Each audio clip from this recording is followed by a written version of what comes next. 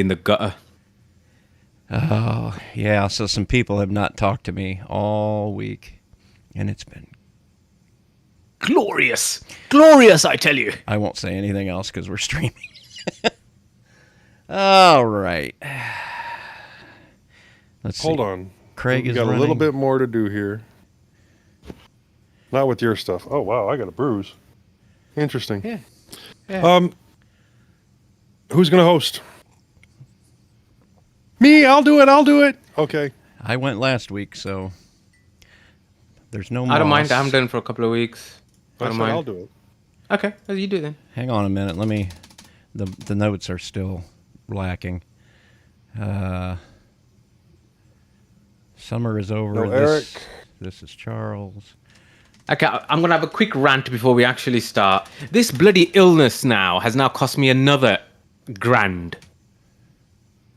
Loving Because Booka? I've had to cancel my holiday and I can't get any of the money back because apparently my medical reason isn't medical enough. Boca. You know. The stuff around them. Focus. Oh, is that what that's called? Yeah, bokeh. Okay, gotta get rid of the 3 dots, y'all. Look, have you noticed this new thing on Collabora where you select something and a little balloon pops up with all the controls? You don't have to go up top. Yeah, I've So, noticed that. I mean, all of this you seems guys like that it would hate- this seems like it would be an absolute nightmare for someone that we know. Oh, I can't The use first this. thing I thought. Oh man. Okay, so loving the. I'm gonna add something here, Jim, to yours. Loving the Boca. I'm Jim. Comma. I'm Jim. Summer is over. This is Charles. Okay, so everybody comfortable with the notes? The only thing I was going to say, Joe, is shall I do the news bit just so that because otherwise you're going to be doing a lot of talking. That's all. Yeah. You can do the news. That's fine. Okay. Yeah, I got, as you can imagine, I've got some opinions about the Arch thing. Really? Do you run Arch? I do. You have Oh, an really? opinion? 1 or 2. Wow. He runs Arch and he has an opinion. The wonders will never cease. Interesting. Did the Army issue that to you? I'm out of the Army now. I did my time. It's somebody else's turn. Oh, you should have said, yeah, they put it on my DD-214. But see, you could go look that up and call me out. Hey, Bill, I saw your DD-214. Didn't say anything about that. Okay. That's when you say, no, it was implied by the fact that I have a DD-214. Okay. Over my head, all of this. Oh, that's the actual official document of your discharge. Ah, right. Okay. That's the official DD for Department of Defense. Yeah. Dishonorable discharge. It's, you got to get a court-martial to get a dishonorable discharge. That's Is it quite difficult? it is. You got to kill somebody. You got to do a whole lot of shit. R-ing and K-ing. Or you piss in a cup in the wrong direction. No, that'll still get you a honorable. Other than honorable. Well, it's honorable. The worst that'll happen with drugs is like a general discharge, and even that's a non-issue. You've got a bad conduct discharge. You've got a general under honorable conditions discharge. Only a general court martial can issue a dishonorable discharge, and that is a court proceeding. So, Did I ever tell you guys Usually that falls with I jail was trying time. to? yeah. Did I ever tell you guys I was trying to get into the Air Force? Hey, are you one of those Couple years people ago. that almost joined the military? You don't want that conversation. Came to his senses at last. Well, they were going to put me on a submarine. I was thinking about joining the Navy. They was going to put me on. I you'd have made a passed great all the. seaman. I'd have went. Yeah, I passed all the tests. I was doing great. I mean, was so excited. all these discussions of discharges and Siemens are just terrible for a doctor to hear. Do you But see- understand? Because my mind doesn't go there. My mind will go somewhere else. That's the point. I was set to go down because I had a huge respect for like nuclear powered submarines and stuff like that. You were going to go down and be a seaman. I mean, on a Yes. seaman. I mean, be a seaman. But at the last minute, they found out I like to sleep with the window open, so they wouldn't let me go. Understandable. I thought you were going to say sleep with women. Really, nothing, really. Yeah.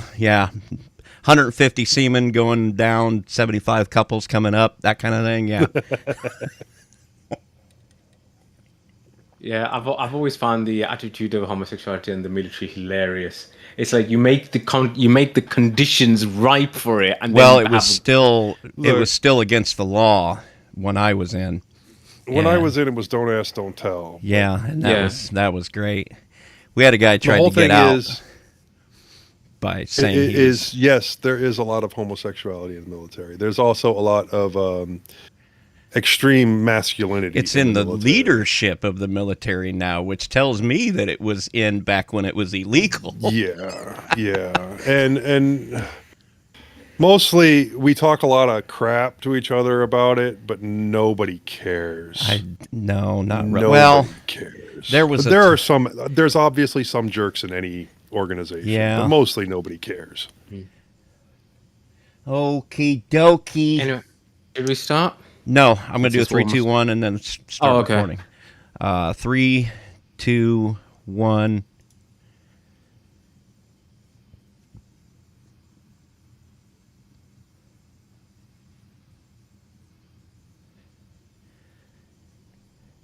And I think that's good enough for government work.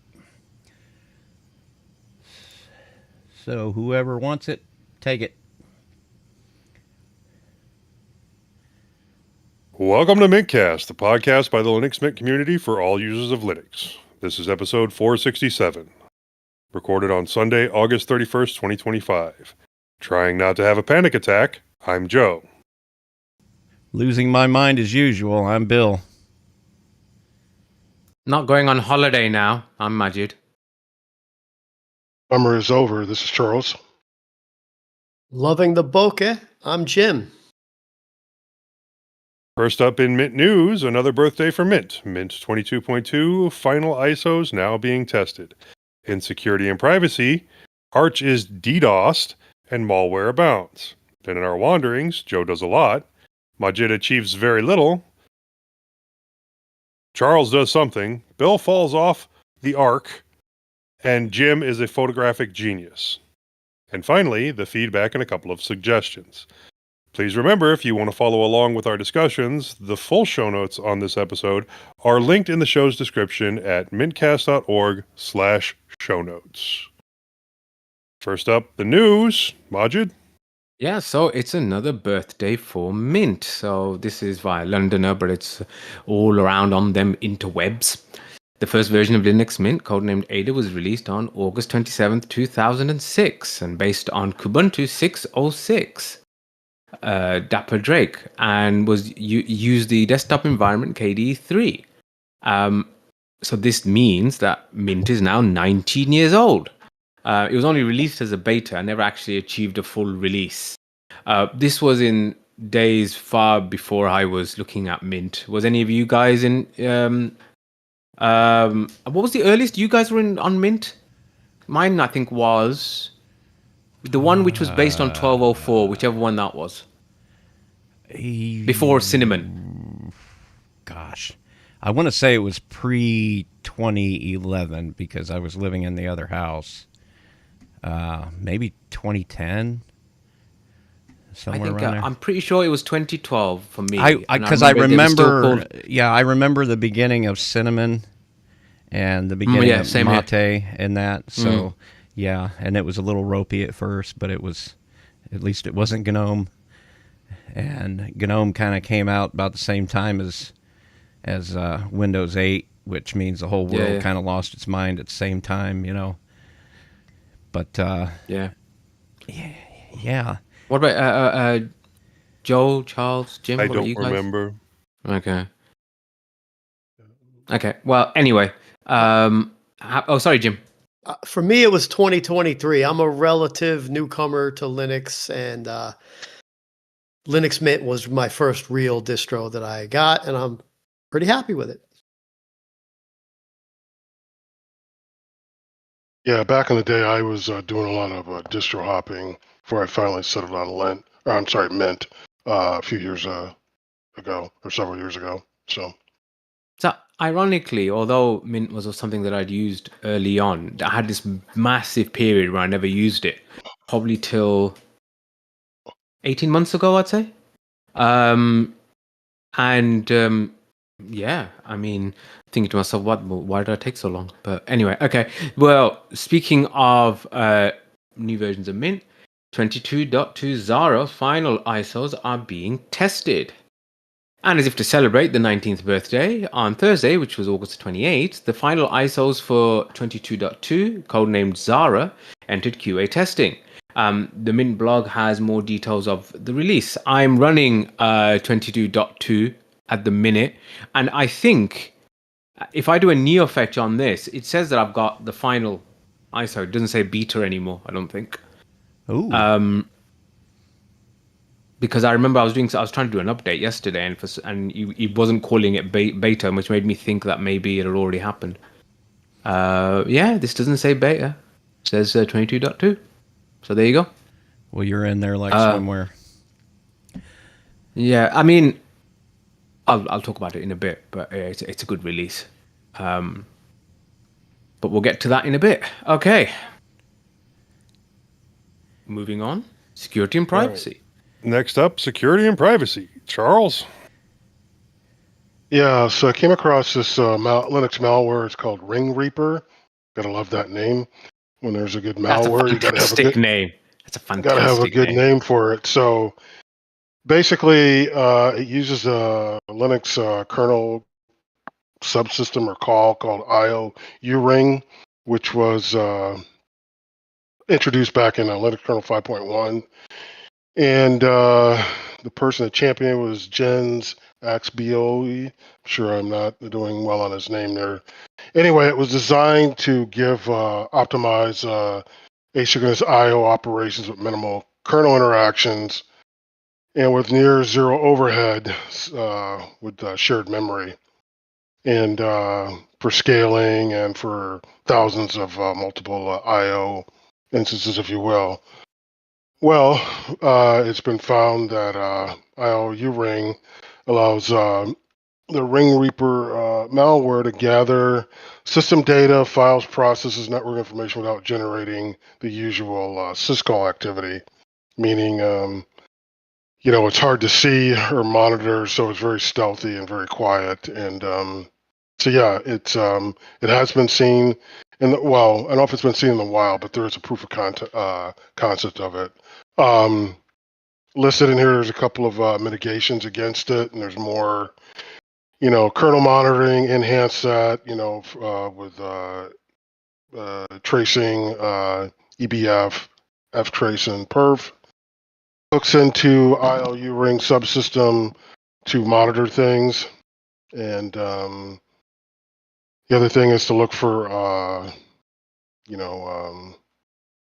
strange behavior on that subsystem. So yeah, I mean, it's probably not something you're going to see on a personal system, but definitely enterprise and high value target Linux system could be a target of this since it's so stealthy. So as they say, do the needful. So that's the Ring Reaper Linux malware there. Do we know how many people this is effective? No, the stuff that I saw didn't give any impact of systems, places that have impacted by it. Like I said, it's a pretty sophisticated malware, but yeah, didn't get any reports of people being impacted or organizations. So Okay. Coolio. And then eh, Arch Linux is the next one. I think Bill wanted to talk about this, didn't you? Well, yeah, we linked to an article in the show notes from the Register that reads Arch Linux takes a pounding as DDoS attacks enters week 2. Now, as we record, everything seems to be back up and running. I don't know that it's 100% everywhere for everybody. I know that I was suffering a little bit because of the relatively pointless. I mean, why attack something like Arch Linux, for crying out loud? Doesn't if you're the kind Won't of someone person, think of the children? well, I mean, you think about the reasons people attack things. I guess I'm being naive. Maybe people just like to set fire to watch things burn. I don't know. But it seems like there's really nothing about Arch Linux that invites somebody to attack it other than the fact that you can. And maybe this will be taken, the way this should be taken by the developers at Arch Linux and the system administrators and whatnot, is it really probably ought to be a lesson learned. I have no idea how they handle their security and whatnot over there. I think there's a lot of legacy going on, I would imagine, and there's probably some mitigations that should have been put in place a long time ago that perhaps didn't, but, Arch has just never came under attack like this, to the best of my knowledge. I don't think anybody's ever been under a 2-week constant attack like this in the Linux world. But in this case, the AUR was down. Archlinux.org was even hit at one point. It was actually pretty bad. I've got a script on GitHub that will go and use a tool called Reflector, and what Reflector will do is go and get the fastest mirrors, line them up, and then do all of your updates and everything. It has to be able to resolve to archlinux.org to generate that mirror list, and it was not able to do that. So I basically had to just keep the mirrors that I put in there manually that I knew was up and running and do the updates. And then there was a couple times where I wasn't able to get any AUR updates. Although there was, the AUR is mirrored on GitHub, and so there's a way to get that working as well. But by default, if you just use one of those easy-to-use helpers like Yay or Tizen or something like that, it has to go out to, it reaches out to the regular AUR for the updates, and that wasn't working at a couple points in the last 2 weeks. But yeah, that was actually pretty crazy. They weren't very. Can I ask a stupid question? Yeah, go ahead. Mission accomplished. Yeah. Do you reckon this could be something to do with Steam?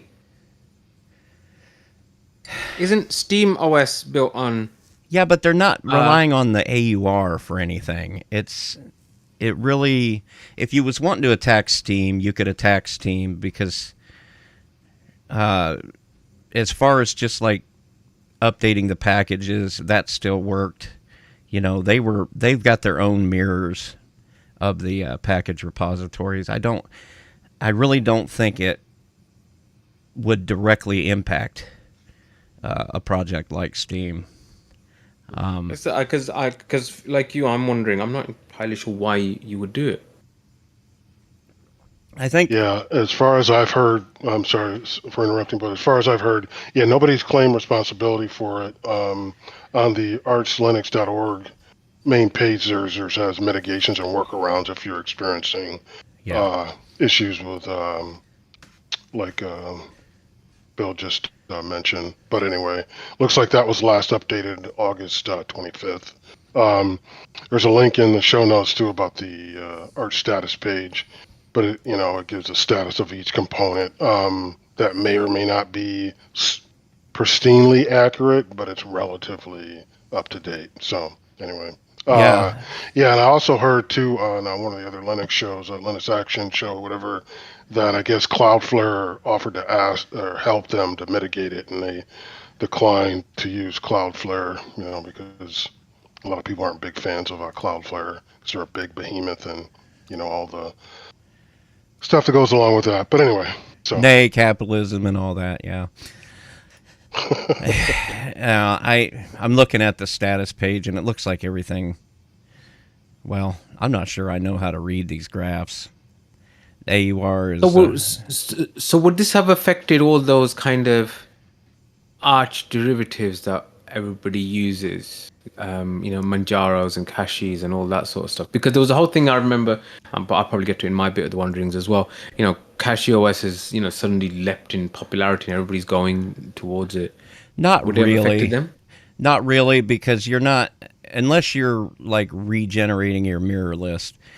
Some of these distributions like Manjaro, or I'm not sure how Kashi does it, but the ones that have graphical tools set up to manage your packages and that, most of those people, if they weren't following Arch Linux news, probably would have never even known anything was going on, because you could still run your updates. If you were not using anything from the AUR, you probably would not have noticed anything. It's really only people using AUR packages. And how many weeks was this going on for? 2 weeks. We're into this. About 2 weeks, yeah. Yeah. So, and they're not being real forthcoming about what they do know, which I suppose is appropriate. I'm kind of hoping for a post-mortem after this is all over with, where they talk in a little bit better detail about what Something similar happened to archive.org. Oh yeah, there was that. Yeah, that's good point. What about that? That's probably the closest comparison that I can think of, actually. I mean, weren't we thinking, not we as in, I'm just saying, wasn't the kind of the zeitgeist that it was a state actor that went after archive.org? Yeah. I'm just wondering, is that possible for Arch? But then why would you do Arch? Yeah, why don't you do just a because you Ubuntu or can. something? It just tells me that it was legacy. They did archive.org in order to show the vulnerabilities of archive.org, and then they followed up a week later when archive.org didn't close all the holes that these people had found. And that was the biggest difference, is that somebody stepped up immediately and took responsibility for that and tried to paint themselves as the hero in that story. Didn't really come across that way, though, did it? No. But in this case, I think somebody just found some legacy loopholes in the way Arch had been doing things and decided just to throw a monkey wrench in the whole thing. I don't know. The AUR, I mean, from by I was design. just going to say their infrastructure. Sorry. Sorry, Charles. I'll just say this and then I'll let it go. The AUR by design can be vulnerable, just because anybody who gains access to any of that repository can literally change the package builds, which is the scripts that build these packages by hand, and that's the reason why people are warned, don't use this unless you know what you're doing. Anyway, I'm sorry, Charles. Go ahead. Yeah, I mean, it was reported too that their infrastructure is basically kind of it's a volunteer infrastructure setup. There's no big enterprise support behind it. So obviously, like Bill said, they found some holes, and they said, "Well, we'll make an example of you." So they took advantage of it. So yeah, it may be just that. It may not have anything to do with Arch per se. That someone's got grief with Arch. It just somebody may have just found that they were vulnerable, and I said, "Well, let's take advantage of their vulnerability." Who knows? So. And like I said, maybe some good will come of this. They'll harden their infrastructure. Exactly. Yep. And it'll be.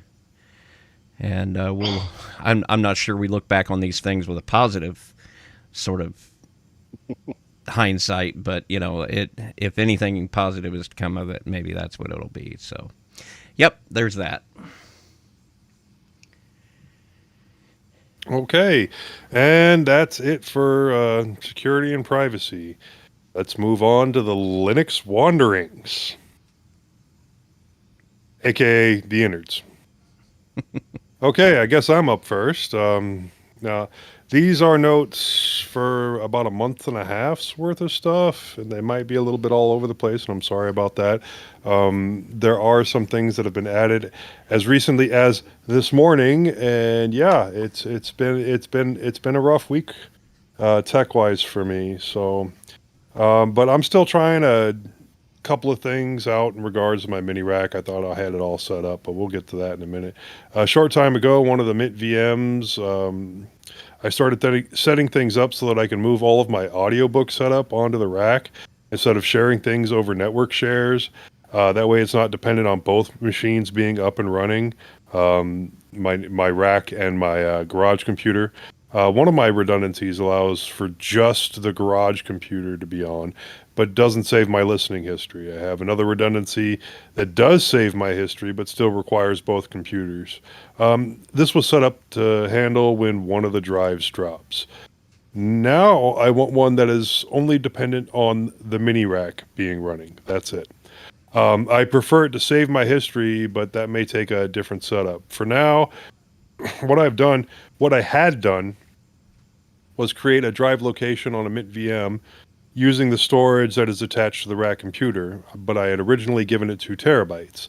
Then I wanted a way that would copy my current library over and one that would maintain and update if I added more books on my computer side. So I went and got an application that I used to use quite a lot called Resilio Sync.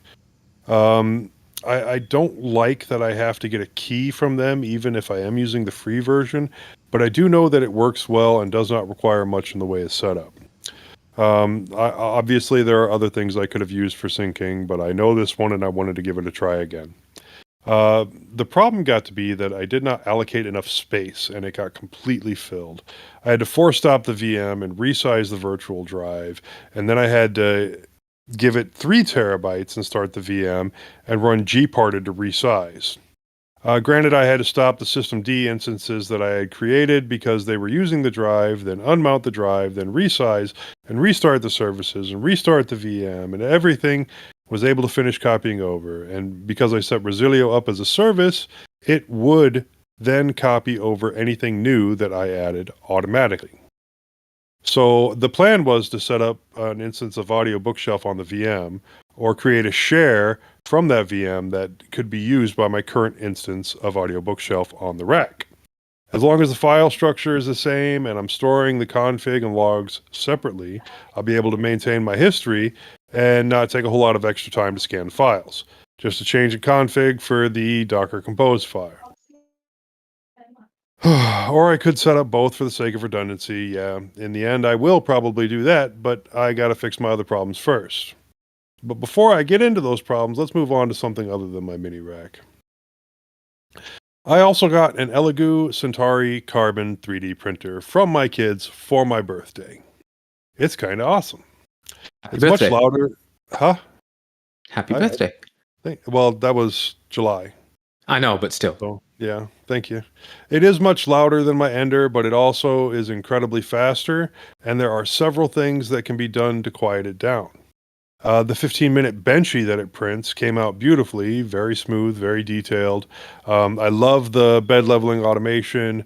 I've mostly printed things for it so far since I got it. At the time I wrote this, I was starting to write this. I had been in Florida, and I got it the day before I went to Florida. So I printed the collection bin for the back, the side slots to hold up the glass, the top glass when you take it off the top so that you can keep everything cool. All of the 3D prints were on the device, those ones, but I also wanted to print off some vent risers so I didn't have to take the glass off the top if I didn't want to. So I did get it from Printables, and the device, the Elegoo Centauri Carbon, is not compatible with Octoprint. It is compatible with Orca Slicer, though, and it connected to it easy enough. That gave me the ability, to do network printing and to view the webcam, but I don't want to have to install Orca Slicer on all of my computers. But I can use it from a web page if I install the Docker version and use no VNC. Works great. Now I can view it from any PC on the network and get all the functionality that I previously had set up on Octoprint. Probably going to have to uninstall that for now, although I do still have the Ender, which may go to my son if he is interested, and then he can use Octoprint. This also means that it's time to get the ABS out of the desiccant and see about printing some things for higher heat. I also want to see about getting some TPU to print with, but I think I need to do some research first and see how that goes. Because of permissioning, I did have to move the Orca Slicer Docker image from the LXC to one of the VMs, but I think that I can move back if I add some extra to the compose and give the corrected elevated permissions. But it's working for now, and that is the same VM that previously had Octoprint running on it, because the requirement to hook up the printer and the camera over USB. Now, the vented riser that I printed also has an attachment for a bar light, which I did have one attached to the ender, so that'll be moving, and I have a tool holder that I printed and easily fits on the side. After that, I printed a pair of headphones. That is small, and I have a part for a set of headphones that is really tiny that I need to design and print. I still have not done that yet, and there's no STL for it online. I've been doing a lot of things in PETG lately, and it has been printing really well. And then I found out that the printer has its own web page. I don't need Octoprint or anything like it, especially with Orca Slicer. And you can print things directly from there, and as long as they're already loaded up there in the same way you could with Octoprint and all that jazz. So now I am using that, and the rest of it kind of makes me feel like an idiot because I put all that work into trying to get something set up with Octoprint. But I also ordered extra parts for the thing just in case, because sooner or later, everything breaks on a 3D printer, and all that I have are for the ender. So I got extra extruders because clogging is going to happen. So nozzles, fresh bed. I got some 0.6, some 0.4, and yeah, the build plate. And yeah, and then while on vacation, moving on from the Elegoo Centauri Carbon, I started using my 1GX as my primary machine. Now I noticed that the keyboard started to go out, and it started having some issues with typing in general. I do have a replacement keyboard for it. When it got wet about a year ago, but I didn't replace it then because everything started working. And yes, I went through the drying process on it, and I probably don't use the thing as much as I should, but I probably will start using it more. Now, I did do the keyboard swap on it, and I will say that was a pain. Literally, you had to take everything out of the casing to get to the keyboard, all the way down. It bottom up, the hard drive, battery, and I did notice also that the battery is bloated again. So after that, yeah, I had to order a new battery as well again. So I don't know if you guys remember, but I have been working on the Steel Series Arctis 9X. I did find a good STL for that. It prints very nice in PETG and went right on to my 9X. Unlike the 7, the 9X doesn't have a ribbon connector, but it has 11 different solder points instead. So I got out my paper and pencil and drew out all the connections and used some Kapton tape to put them all into groups so I could keep them separated. And then got it all put back together, and that worked actually really well. The only thing that was giving me a problem was the snap ring that didn't want to go back on. I've replaced those before with solid core wire, wound in a specific way so that it holds on the same way that ring would, and that seemed to work pretty good. And the reason I like the 9X is that with the adapter, I'm able to hook it up to my phone and my computer at the same time, and it will go back and forth between both as required. It'll automatically switch over to my phone if I get a phone call. And the mic is good enough for work, and the audio is more than good enough for music or books. Maybe not as loud as some of my other headsets, not as bassy, but still dang good. And I am hoping that with this 3D print, I can order some more relatively cheaply and get some more that are fixed and ready to go. I think I need to go back in and recorrect one solder point so that the light comes on the microphone when it's muted, and that's it. Now, back on the mini rack front, I had been working on migrating all of the drives onto the rack and setting up some kind of network share so that I no longer need to have the rack in the garage. I'd like it to be a bit more portable, and I think it'd do better in the living room instead of the garage where it does get rather hot. But some of the items that are, some of the hard drives are connected to my main PC because of the DAS that I created on it. It's probably going to be a long process considering how much data I have stored and how much reconfiguring there would be. And I still need to set up a VM for managing the network shares, which I did try to do. I installed Open Media Vault. It installed pretty well. And I moved one of my 8 terabyte drives over to see if I could pass the whole drive and see the data. So there were 2 8 terabyte drives hooked to the mini rack, and my testing showed that I could indeed see the data from a past drive and could probably make it available to other devices. Then I had to reconfigure a few things, and in the process, I attached the wrong drive to Open Media Vault and reformatted it, losing the disk image for most of my LXCs and a couple of my VMs. So I ended up having to rebuild a bunch of things. I still have not... I did actually redo my Home Assistant in a VM, and that worked out superbly. So much better than using the Docker instance. So much easier. I didn't have to go in and redo configurations. It was just finding things. I attached it to my Amazon stuff, and it just friggin' worked. Changed some configurations, and it was working great. But my 2 VMs did get redone, and almost my entire R stack, along with my Nextcloud instance. Ouch. Yeah, I redid all of that. But I was also able to take the reformatted drive and make a share out of it, which worked well, and I was able to get to it from everywhere, you know.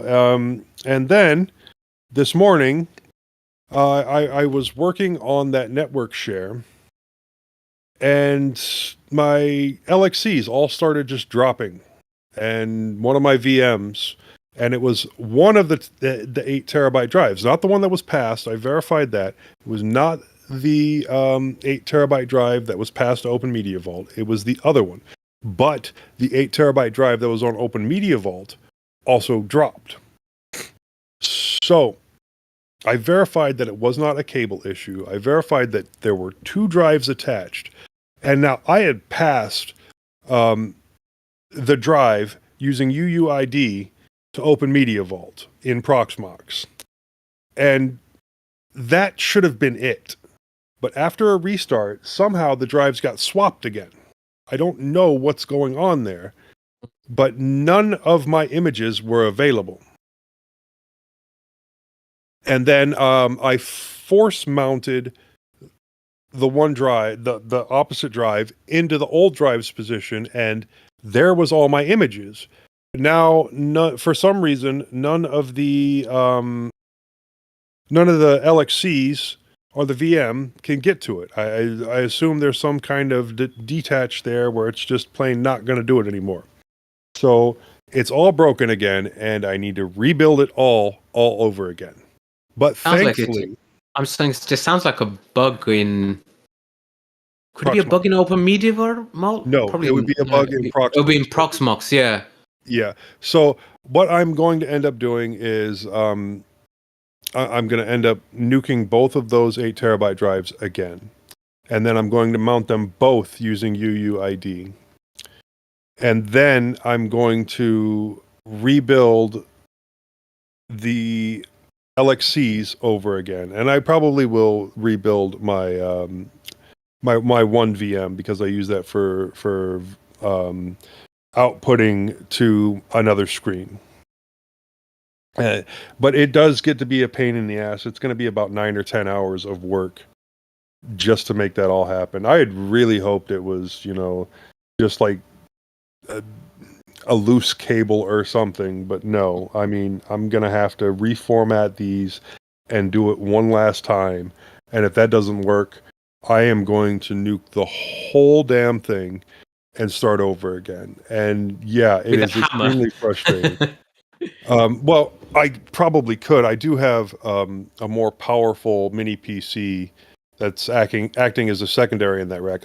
If I end up nuking everything, I'm going to end up moving all the hardware onto the other one and then just switching the drive that's currently in it over to the first one and running all the heavy stuff on the i7 instead of the i5.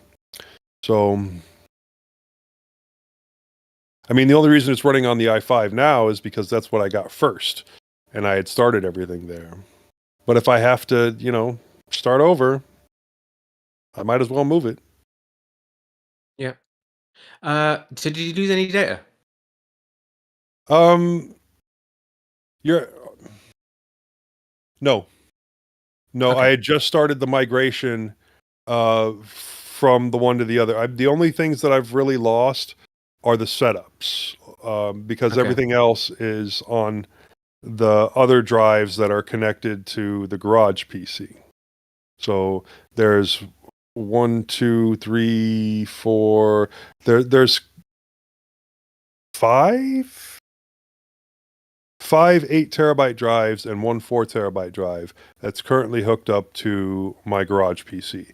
And then there are 2 8 terabyte drives that are hooked to the mini rack, along with 2 256 gig drives, and then a 128 gig SSD on the one mini rack, on the one mini PC.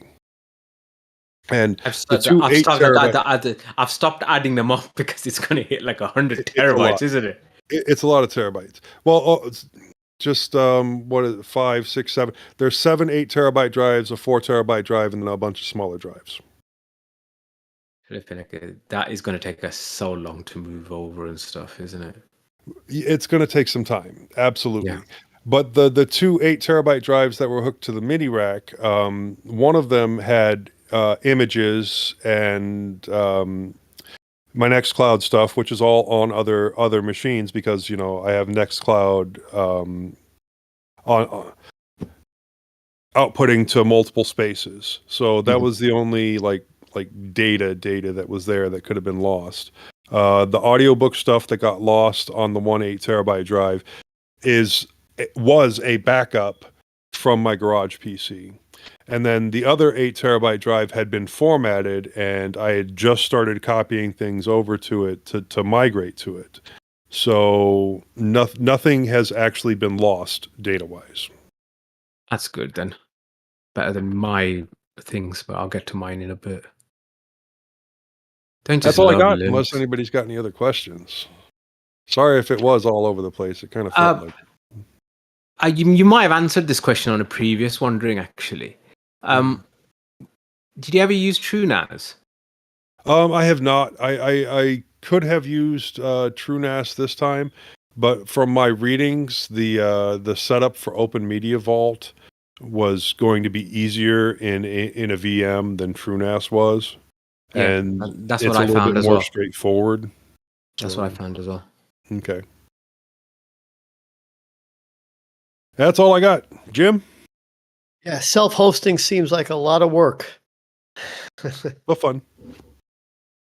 Yes, if fun, you have a very wide definition of the word fun. If you don't mind the occasional panic attack, then yeah. The occasional. It seems to be a permanent Well, one. if you do it right the first time, then... Ooh, shots fired. You learn more by messing up than you do from just following the instructions. This is absolutely true. Yeah. Yes, my lord. That's exactly what I said when it went wrong with that patient. I was just trying stuff out. Yeah. Ooh. Hey, that's what the first doctors did. Yeah. Anyway, sorry, getting into Jim's stuff.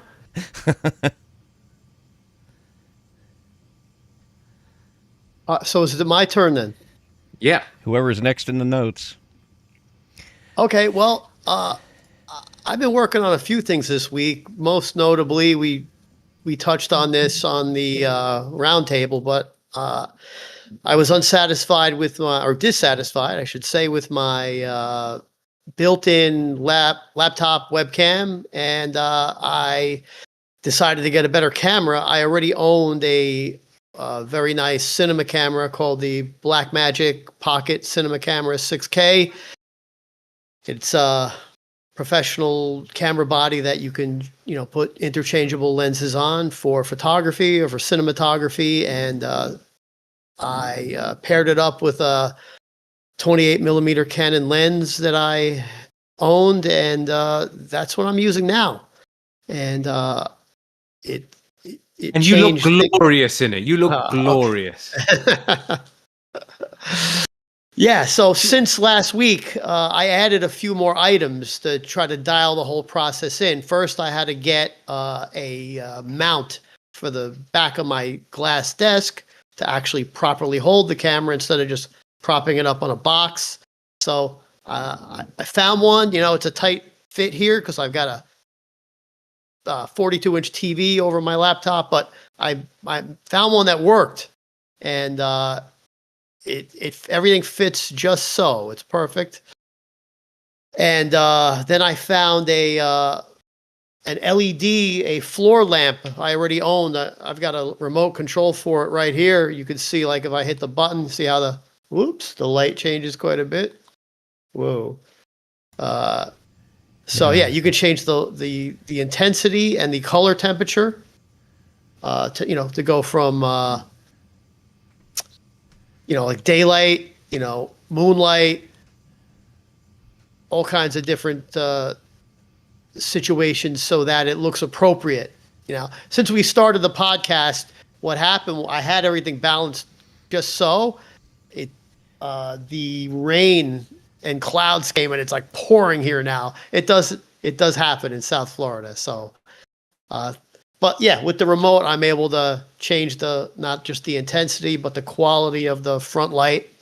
And then I've got a bunch of practical lights in the back, lighting up the back of the room. So I'm dialing that process in. The one thing I need, I've got it on the way. Amazon's delivering me a small LED light that I could use as an accent light for the background. That got delayed, so that's supposed to arrive today sometime.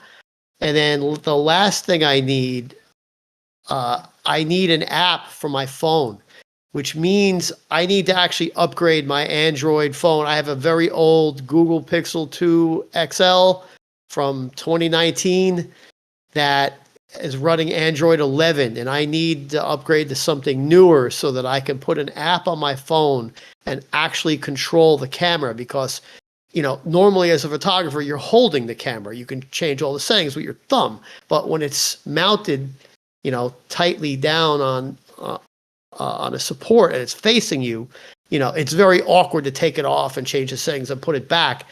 So you really need an app to do that, so I can, change it as we go. So couple small, that's the main change I need to make, and then I'll have everything, dialed in nicely the way I want. So yeah, that was what I worked on this week. Is there specific roundtable? Is there a specific app that you're using or you want to use, or is it just any generic kind of thing that's compatible? There's a Blackmagic app that works on iOS and works on Android, and then there are a couple of third-party apps that cost a few bucks. Okay. That the only reason I'm camera.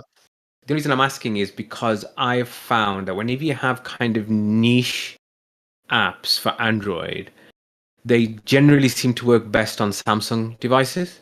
I can only assume it's because so many Android devices are Samsung, and so maybe people make the app a little bit better. I always found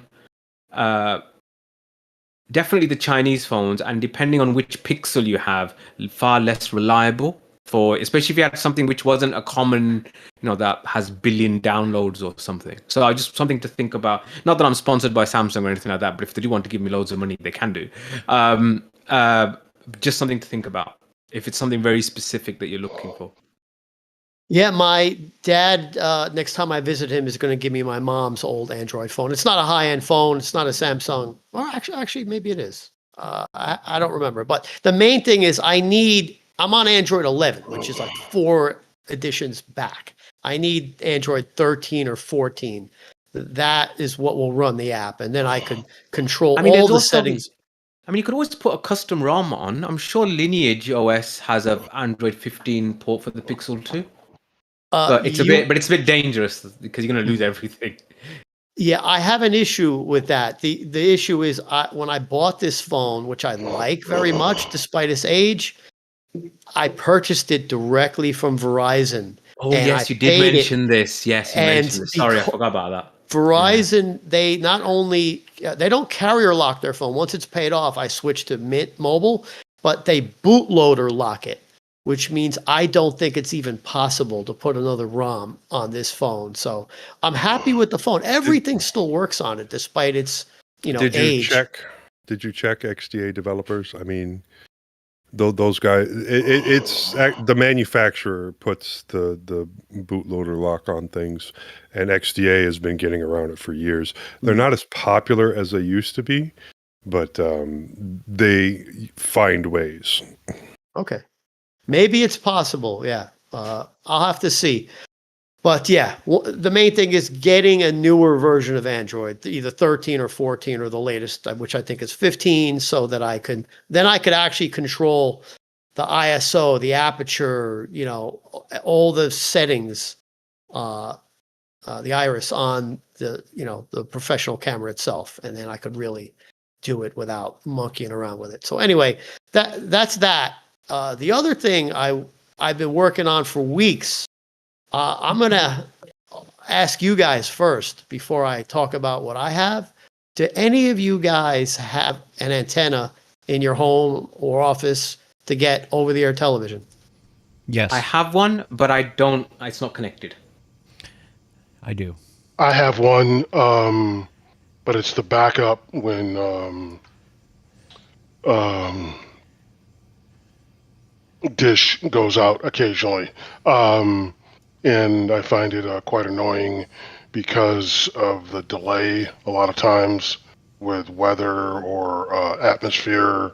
The signal, and it's just a flat, it's one of those flat ones, and you put it on your window. It's upstairs on the second floor, but I find it to be a very frustrating experience when I have to use it if the main dish signal goes down for extended amount of time, or if they get into a contract dispute every couple of years because of how much they have to pay, and they just shut off the channel until they stop fighting and come to some resolution. But anyway, I have one. I don't like the experience because, like I said, because of the signal degradation a lot of times. I can literally see what I call the antenna farm, which, like in Fort Wayne, Indiana, all of the TV stations are like within a couple of square miles of each other. And I can literally see the antennas. But since I live next to a railroad track, every time a train goes by, it screws that up. As long as I can get up above what I've learned, if I can get up above the train, then a lot of that goes away. But that means I got to get on the top of the house and put a powerful outdoor antenna. And they still sell them, but you used to be able to go to Radio Shack. I'm showing my age. You used to be able to go to Radio Shack and buy an outdoor aerial that would look like a fighter jet. Radio Shack ain't been closed that long. Yeah, well, they're still around actually. They got like an online presence or something like that. There's no stores open around here any though. But I've got the same thing Charles has, and just like him, mine is on an upstairs window, and the experience is not good, especially when a train goes by, but it's not consistent at all, even though I literally have line of sight to the antennas, and I can still not.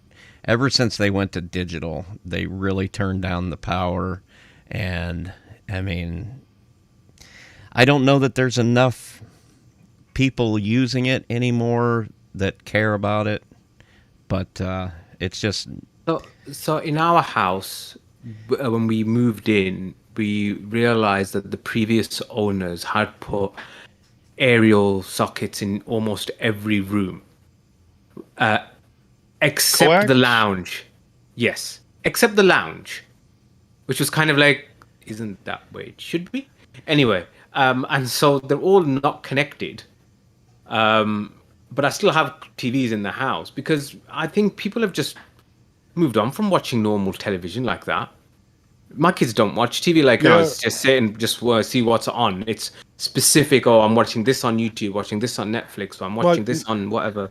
Majid, I'm going to ask you a question then. Now, you're not getting OTA TV, or most people aren't. Do you still have to pay the television license? Yes. So now, if you have a large computer monitor, does that still require you to have a television license? If you want to watch BBC iPlayer, because the license fee is specific to the BBC. And so this used to be a thing that a lot of people would turn around and say, I've got a television, but I'm not watching BBC, I'm watching other channels.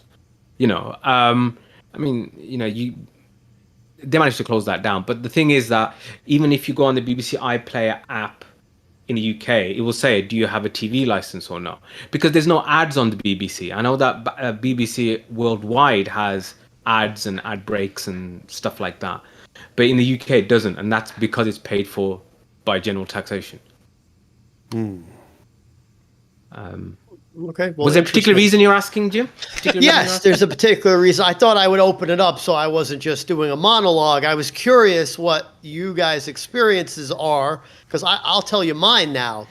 I had cable, you know, of various kinds for many years when I was younger. I grew up with cable as a kid in my parents' house, because we lived in the suburbs and we needed it to get, you know, all the channels, and we got good value out of it as a family. Now, I had DirecTV, the satellite television, from the early 2000s up to 2019, and I paid every month. I had, you know, all the channels. I even had HBO and Showtime and Cinemax, all the movie channels. And, at that time, it was a decent value for what it was. But of course, over the years, the price went up and up and up. And by 2019, I was paying about $179 a month. That's just for satellite television, not counting my internet connection, not counting any streaming services, which by this point had become, you know, more popular and useful.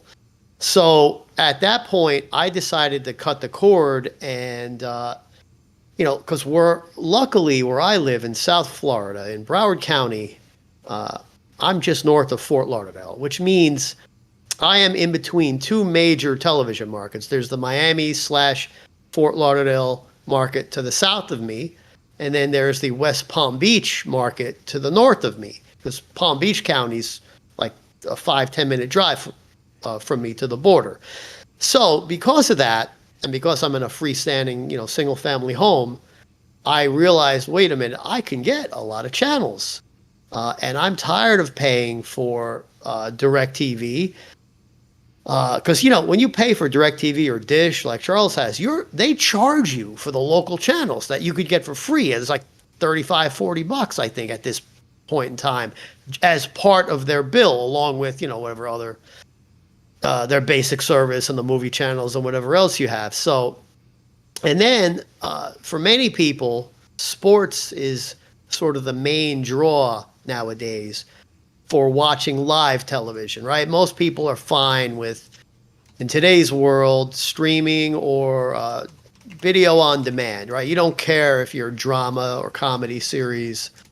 You don't need to watch that live. Nobody really cares. You watch it when you want to. You binge watch it. But sports is one of the few things in today's world, or maybe news or live events, where you want to watch live. You don't really want to watch it on delay. So, the sports that I follow, which are very specific, I only watch fighting sports, MMA, boxing, kickboxing, bare knuckle boxing. So for me, they were sort of pioneers in 2019 to going to streaming services. So I said, since I have to pay for some of these streaming services, why am I still paying for DirecTV? So in any case, at that point, it became a good option for me, and I found a service that for less than 1 month of the price of DirecTV, I had a technician come out, put an antenna on the roof, reusing the old DirecTV bracket,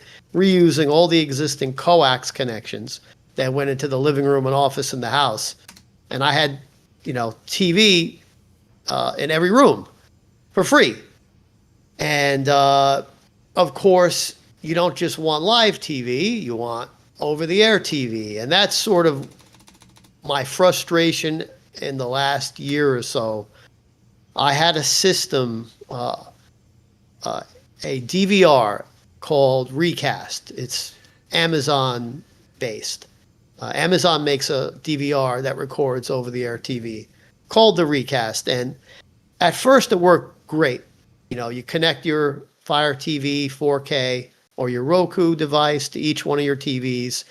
You connect your coax wherever it comes in through the wall to the Recast DVR. It connects over your local network, and everywhere that you have a television with a streaming device, Fire TV 4K or Roku or another device, you can have your over-the-air TV live, and and you can set it to auto record all your programs. So not only your sports, but whatever is broadcast on television, syndicated programs, comedies, animation, dramas, and it worked great. Unfortunately, in 2022, Amazon announced that they were discontinuing the device, and it worked well for a while, but over time, there started to be issues and problems with it, with the program guide and with the reliability of the recordings. Not surprising for a device that they've discontinued. And it was very nice because it's integrated well into the Fire TV ecosystem, right? I have a remote for every television in my house. And I've not only get all my streaming services, sit back on the couch or here in my office chair and get everything, including over-the-air television. So they've had a few instances where the service stopped working in the sense that you could no longer set series recordings. It's very frustrating because, you don't want to have to babysit it. You want it to record all your favorite programs.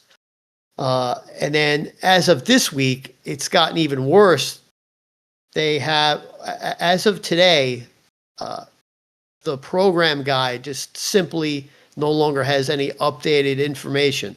So unless they fix it, it looks like the Recast is now unusable. You can no longer record individual shows. You can't record recurring shows. So I had, after going through weeks of, trying to fix it, and it looks like it may be dead now. So I had to get something else, in which case I found another device called the Tableau. It's another over-the-air DVR that will record all your favorite shows, and you could program it. It has 2 weeks of a program guide, just like when you used to go through your cable TV guide or your, DirecTV or Dish guide. You could set all your favorite programs to record. It will do it even unattended and save them on a hard drive. And at the moment, that seems to be the way forward. Have you? Sorry to interrupt you. Have you? Go ahead. Have you looked into the HD home run? I did. Here's the issue. Unlike the Amazon Recast and the Tableau, where the program guide data is free, HD Home Run, you have to pay a charge. It's not a lot. I think it's $35 for the year. But yeah, you have to pay for that program data on top of the hardware. You have to pay for the program data guide. So the reason I was looking into that option is because I know that it can connect to your network, and then there's add-ons for Jellyfin to where you could add that functionality native into Oh yeah, I think Jellyfin. we talked about this once. Yeah, and Jellyfin has DVR functionality built into that add-on, and then the reason I was interested in that is because if I ever did get to where I wanted to see some local news or something while I'm on the road, then I can add that to my Jellyfin, and then I can just connect to Jellyfin from the road anywhere I'm at, and watch my local TV, which is said to work. It's all anecdotal to me because I haven't spent the money yet. It's said to work well, but I didn't know anything about a paid service that goes along with the HD home run. That would be a deal breaker for me. Yeah, that's the difference. The beauty of Recast, it was all included, and it was integrated well in the whole Amazon user interface with Fire TV 4K sticks.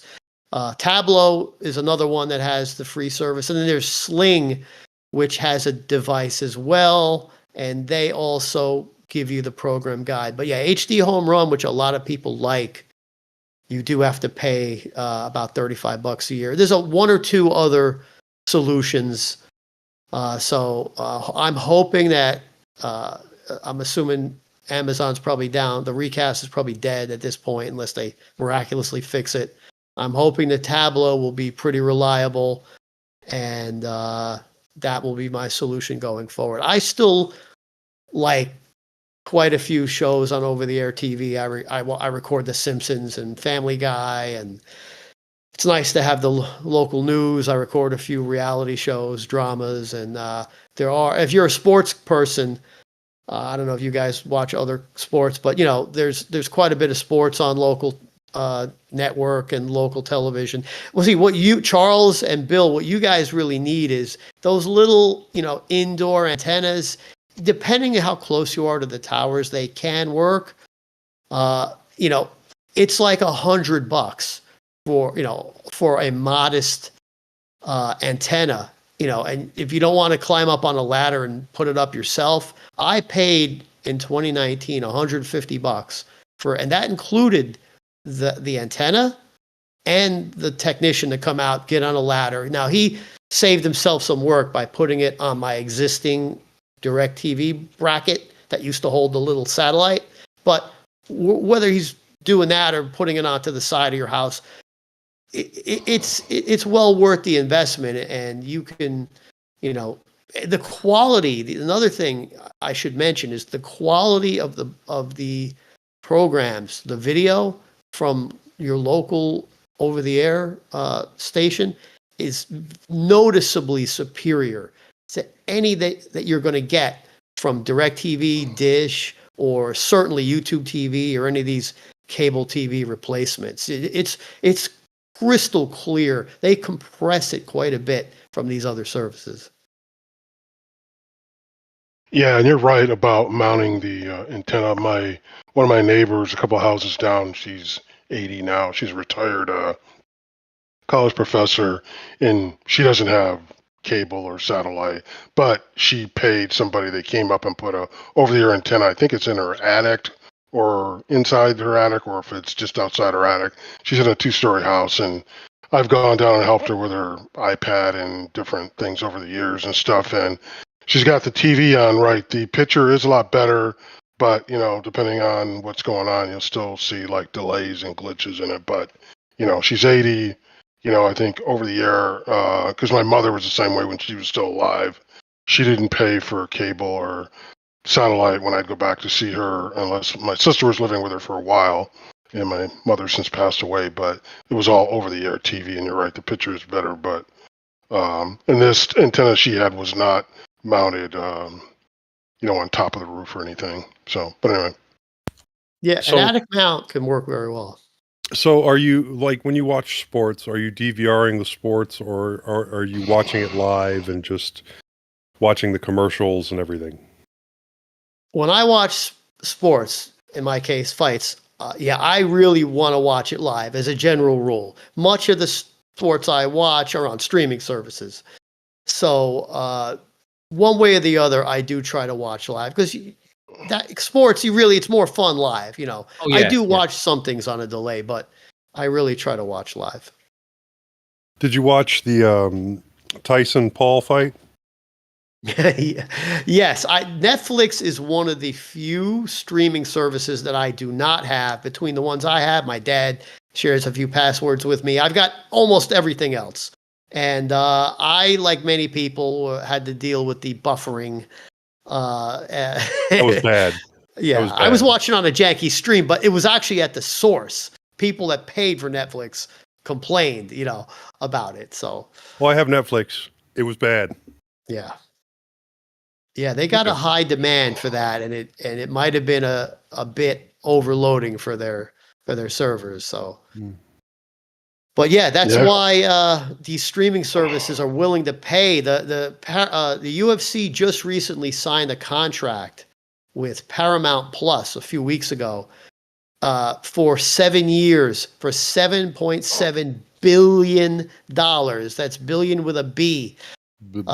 Because they have a passionate fan base like myself who will watch every single card for 6 hours beginning to end, no matter what. And, that is an audience that they want because they know people have to watch or, really, really want to watch live. Yeah, I find streaming live sports like Amazon has, what's it, Thursday Night Football or whatever it is. I can't remember what they have.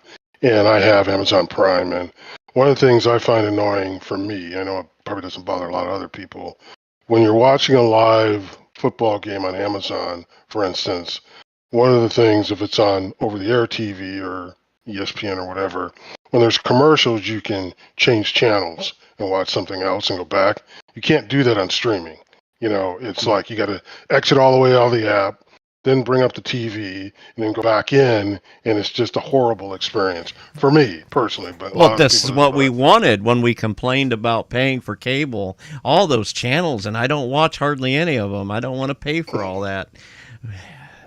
Maybe. Yeah, when I was back east last year, I landed in New York October 31st, and I did a 2-week trial of YouTube TV, specifically, Jim, to get local TV channels to watch college football. Well, for whatever reason, the trial period, whatever I tried, I could not get the local TV channels back there in New York where I was. And I don't know if it's in the trial version that they don't allow you to do it, or there's a waiting period or something, but it was very frustrating. So, but anyway. Yeah, I don't watch football or college football, but I noticed yesterday was Saturday. There were at least 8 games, including some of the top-rated teams, on over-the-air television. So if you're a college football fan, getting your antenna like either dialed in, using what you have, or you go to Rabbit Ears. I think it's either rabbitears.org or rabbitears.com.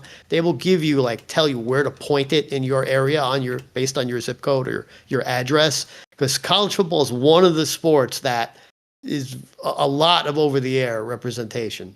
Same thing with the NFL. Usually your local team, whatever that may be, if that's the one you care about, that's almost always in your area. Baseball is a little more hit and miss. Hockey and basketball and college basketball, or depending again on your area. So, all right. Anyway, so I'll move on to my next couple things. There were a couple of apps that I used that I wanted to recommend that I found some good use out of. I mentioned this to Eric. If you have DVDs or Blu-rays, I really like to use an app called Make, MKV. Yes. It is a wonderful app. It's free. There's a PPA for Ubuntu, and it easily rips your DVD or Blu-ray to your hard drive. The .mkv files are instantly playable, and they're big though. They're big. Yeah, they're big. Yeah. It could be a few gigs, but I then take it and run it through Handbrake, and I call that whole thing make and break. See, I don't even bother with the second step. If it's a DVD, it's about 4 to 7 gigs. If it's DVD, you don't want to mess with it, but a Blu-ray will end up being 35 30, gigs. 40 gigs. Yeah. So. Yeah, but Plex can handle it. I found in my experience, if I have it on my Plex server, which is just a desktop, and I play it through Fire TV, it works just fine. So I don't I'm not a hoarder. I don't rip every single DVD or Blu-ray. I borrow. This is sort of an audible I'll call here. I feel a little attacked here. I'm way attacked. I mean, I don't really. movies and mainstream television shows, I don't feel the need to collect terabytes of data. I watch them once. That's it. I'm not going back and rewatching, with very, very few exceptions, old movies or TV programs. But I borrow a lot of DVDs and Blu-rays from my local library. This is another tip I'll give besides getting free television over the air. I'm a huge fan of the library. Many people do not realize that, again, depending on where you live, your local county or city library, they get pretty much every single mainstream Hollywood movie, at least in my area. My library is very good. That comes out. You're talking 10 or 12 weeks after it's in the theater. Since it debuts in the theater, it will come out. It's not like years ago where it took a year. You would wait a year for it to come on HBO in the 80s. Nowadays, they come out as soon as 10 or 12 weeks on DVD or Blu-ray. And I just have gotten completely out of the habit of going to the movie theater. I wait, 3 months, and I get pretty much every movie for free. And I don't mind, I think of it like this. Some of you guys are like me, old enough to remember going to Blockbuster back in the day, or your local video rental store. Just think of your library as a Blockbuster, but free, and just get everything that you want. Why pay for it? It's funny. Make MKV works on those library discs too. It does. I heard. It does. I've heard. Yeah. I don't rip every one of them, but once in a while I do. If there's like the hot new titles, you have to return in a week. So if I get busy and don't have time to watch it before I return it, I'll use Make MKV, rip it, and then eventually I'll delete the file after I watch it. But oh yeah, me too. Yeah, me too. Yeah. I definitely don't put it on my last Jellyfin server for everybody to watch.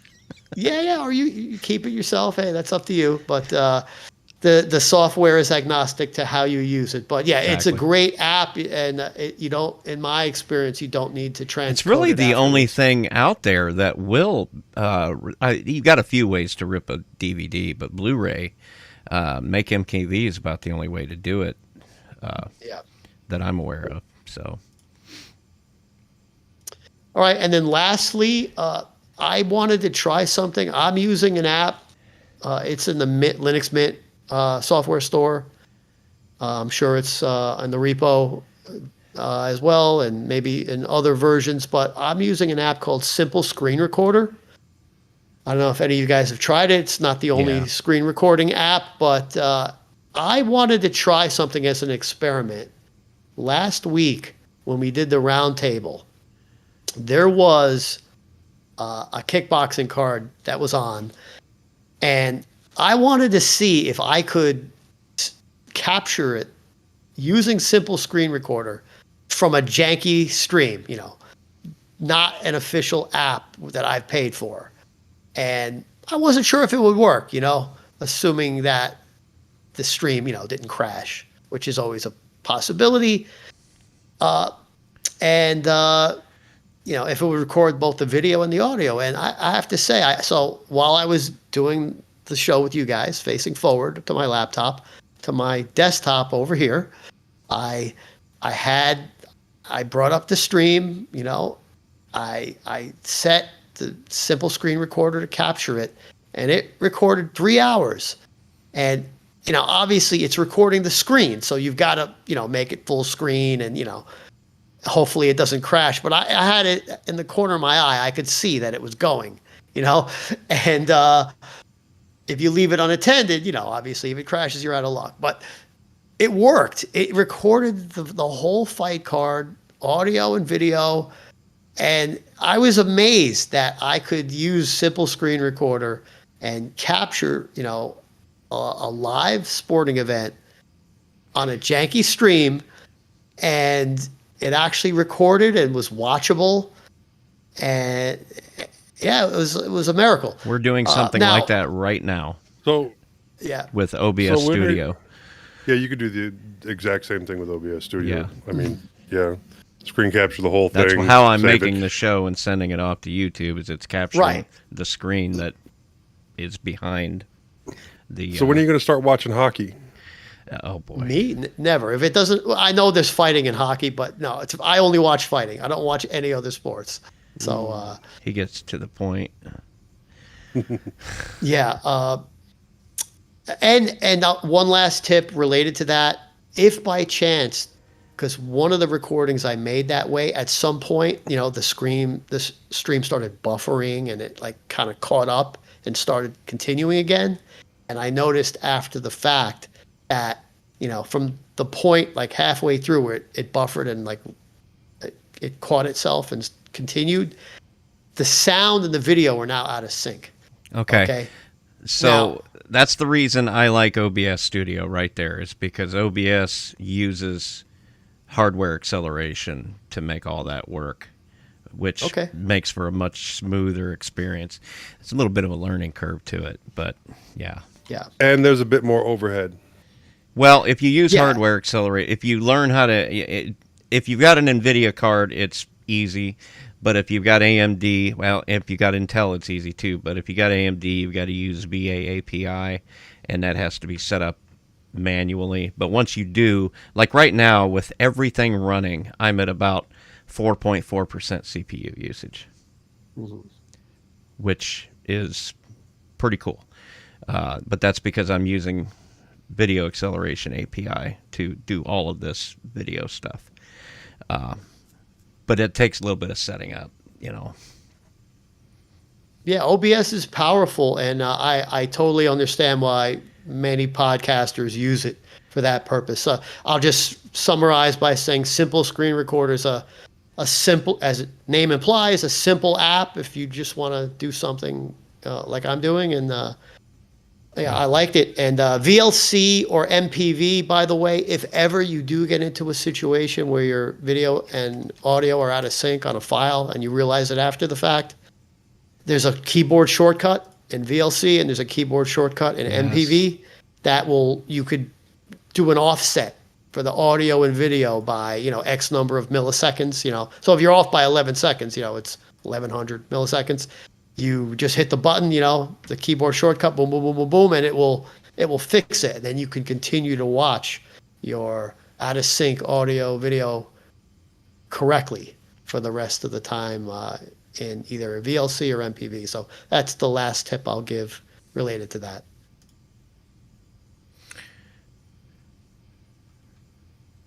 All right, who's next? Oh, it's my turn, it seems. So So I haven't done my wanderings for a bit. And so again, this is going to be about, probably about a month's worth of stuff, similar to the way that Joe had. Everybody already knows that, I've been off work because of being unwell, and the recovery has taken longer than anticipated. I was hoping to have been back to work about 2 weeks ago, but that didn't happen. And so I'm still off. And so I've got no excuse not to be, fiddling with my stuff, if you know what I mean. So one of the things that I had, I'm sure I've discussed on here and on OTC as well, was the fact that I bought a Synology NAS, and it has not been a pleasant experience. Drives kept failing. It kept on restarting. There was issues when we had a power cut and all sorts of stuff. And I just got fed up with it. And in the end, I just, decided to sell it on. And I got a reasonable price for it on eBay as well, to be fair. So, I kept the hard drives, and I thought, you know what? I wonder if maybe I can use these hard drives again in something else. Well, it wasn't too long after the Synology went that a little devil by the name of Bill Hauser put the idea in my head that maybe I should buy a server, and that maybe that would because it's not as if that wasn't complicated enough with having a NAS. See, that's where you made your mistake. You said the words buy a server instead of build a server. Well, that's what he's doing. So then, having spoken to Bill and done a bit of, messing around on Tinternet, I realized that it would be much better to build one than buy one, especially since this illness has now cost me a total of £5,000 now. Not that I'm counting. Um, and so, in some vain attempt to keep I'm going to vaguely point this sober. out to you. You could be Yeah. in America. Yes, and I could be dead. How much would it I have mean, cost then? yeah, I know. I don't even want to think about Look, how much man, I'm I've just got wrapped up complaining. in all this crap. Yeah, I mean, if I didn't have anything to complain about, then I wouldn't be British, would Yeah. I? It's being being in a mood is our default position. So I decided to build one, and it is ridiculous what kind of stuff you can get online for not a lot of money. And so for for £48, I managed to get hold of a tower with a 6th gen i5, 8 gigs of DDR4 RAM, a 120 gig SSD, and with lots of bays. So I got that, and I decided to put the two hard drives that I'd had in the NAS into that. So that was a 4 terabyte Western Digital and a 6 terabyte. No, 4 terabyte Seagate, 6 terabyte Western Digital. So I thought, well, I want to have something that I can do loads of stuff with. So, maybe I put Ubuntu server on it because then I can have like a Nextcloud instance and run VMs and do this and do that and do this and do And that. have native Yeah. ZFS support. That was the Yes, main and, reason I yeah, told you to do that. Yeah. And yeah. So the big problem is that I'm a noob when it comes to this. This is my first time doing significant stuff on a command line, and I just couldn't. After multiple different installs and reinstalls and installing it to the wrong SSD and all this kind of stuff, I realized that I just needed GUI. I couldn't manage just on the command line. So first thing that I tried was Cockpit, which was actually quite useful. And I think if I had persisted with it, I might have been all right. But something happened that got me annoyed, and I thought, I said, I'm done with this now. I'm going to now put a GUI on top. And I thought, well, why don't I? I want this is not a mini PC. This has got a proper power supply. So I thought to myself, how much more power am I going to be using if I have a lightweight GUI on it compared to being completely headless? It's not like it's a mini PC with low TDP and all this kind of stuff. So I installed Ubuntu onto it, and then came across an interesting, I don't know if you want to call it a bug or a limitation of Ubuntu or something like this, where it wouldn't allow me to transfer files from the hard drives that I had in. I don't know why, but it just wouldn't. If I connected up portable SSDs and tried to transfer stuff from Permissions. that to the spinning Rust drives, it wouldn't let me do that, and I couldn't understand why it was doing this. And I wondered whether it was because I just literally just installed LXQT and nothing else. So I then installed the other packages along with it. It just wouldn't do it. And as I said, I couldn't understand why. I wondered whether it was because it was ZFS. Do you want me to tell you? Yeah, you can tell me Permissions. now, because Your drive was mounted with the incorrect permissions. Permissions. So I tried that as well. No, you I tried tried file permissions. You tried file permissions, but the problem is your drive or your pool was mounted with incorrect permissions. Okay. Well, as you say, you learn. And you have to do set stuff, you learn. permissions recursively too. So you got to do the TAC capital R, chown TAC, or chown TAC capital R, whatever your username is. And then if you want, you can do a colon and then whatever your username's group name is, and then whatever directory, the top level directory, and then it will recursively add you as the owner to everything. Okay. So one of the things I wondered was whether this was a ZFS thing, and so because I hadn't at the time actually put any data onto the drives yet, I'd made the pool, but I'd not made any data onto the drive. I wondered whether if it was, if I changed the file system. But yeah, now what you're saying makes a lot more sense because none of that worked either.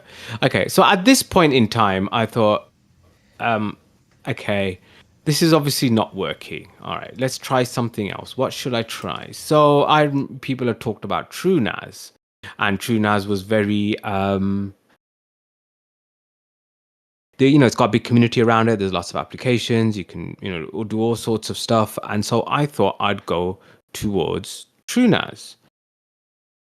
The one thing I found about TrueNAS though was that you needed to have your boot device was one device, but you needed to have another, either an NVMe or an SSD or something for your apps, and then you had to have the other drives for your data. And so I thought, okay, can this motherboard take an NVMe? Yes, it can. So then I ordered an NVMe. I then realized that the NVMe that I'd bought was more expensive than the whole setup already. At which point I thought to myself, okay, I'm not going to spend that money because, as I said, I've lost money. So I'm now going to go into Open Media Vault. And I found a very handy guide from a guy called Rob Does Tech or something, which I've linked in the check this out, which helped me install Open Media Vault, make a ZFS pool, make a mirror, and then finally get the data that I did have on my portable backups onto that. Finally, it took a while. There were times when Joe installed it incorrectly or put it on the wrong disk and all that sort of jazz. And then I also realized my folly of having two different sized drives meant mirroring was an issue, and the web interface, because that's one thing I liked about Open Media Vault. They had a web interface, so I could get my head around it. It did mean that I did have to change some of the bash commands myself, but I was able to SSH in and do it myself. I did find that if I got my bash commands wrong, which was frequently, AI was helpful.